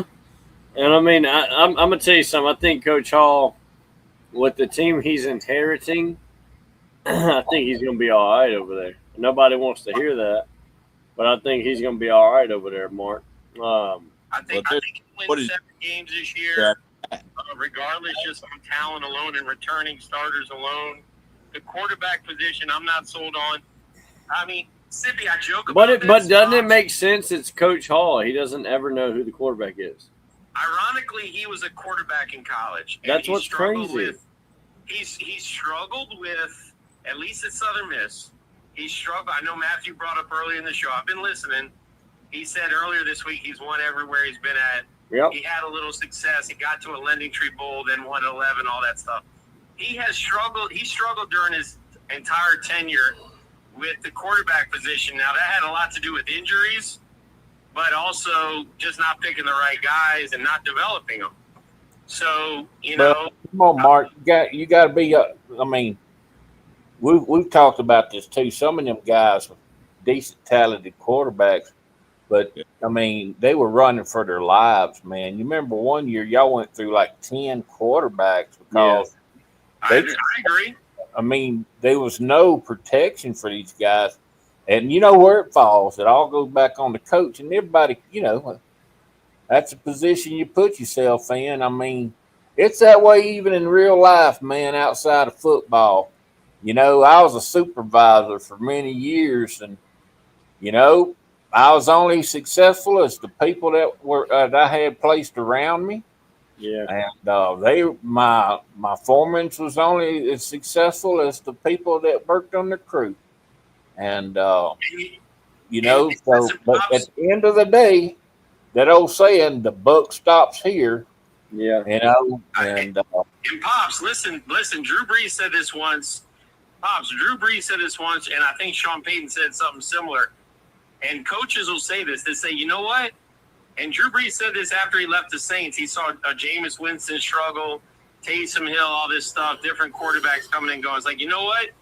If you're having issues with the offensive line, which the Saints were having, he says you adjust accordingly.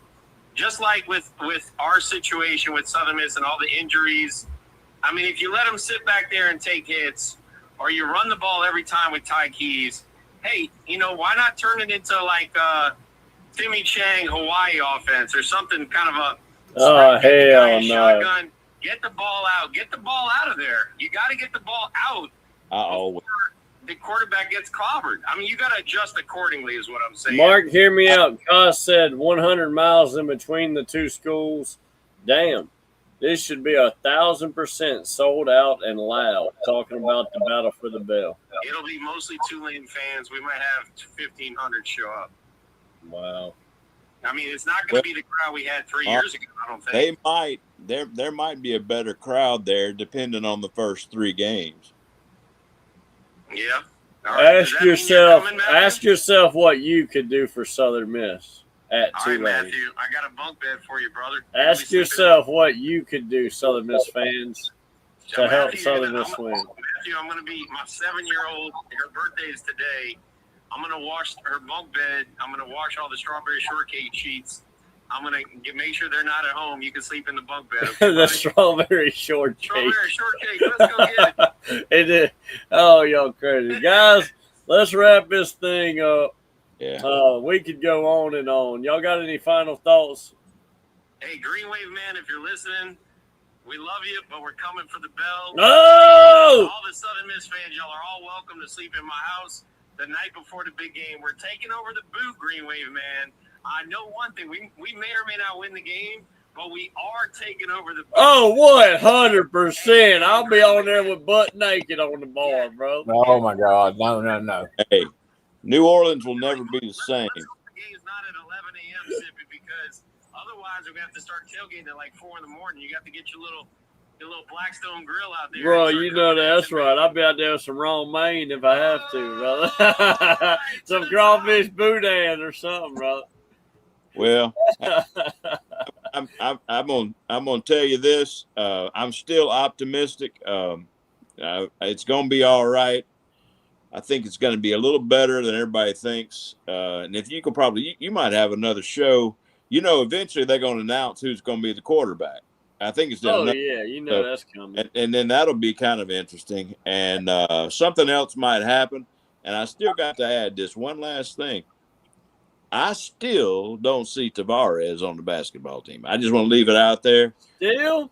I'm gonna probably get tickets to the games. I like the basketball games. Football's gonna be fun. Thank you for having the show. And hey, that's right. Good to the top, man. It's good to talk to you. To the top, man. Pops, talk to me, man. Any final thoughts on the show? Oh no, man. I ain't got nothing else. Been on here 3 hours, and a lot of good conversation tonight. I like how we all we used to do this in the bathroom. I don't know why we used to do it in the bathroom, but that old saying, let's throw it upside the wall and see what sticks. Yeah, old Cos said I'll catch Pops in El Paso, and I'll catch all USM fans when they schedule the Bison. Now we know now we're all FBS familiar. All right. I'm gonna have to check and see when they come here, and I'm gonna have to. That'd be something for me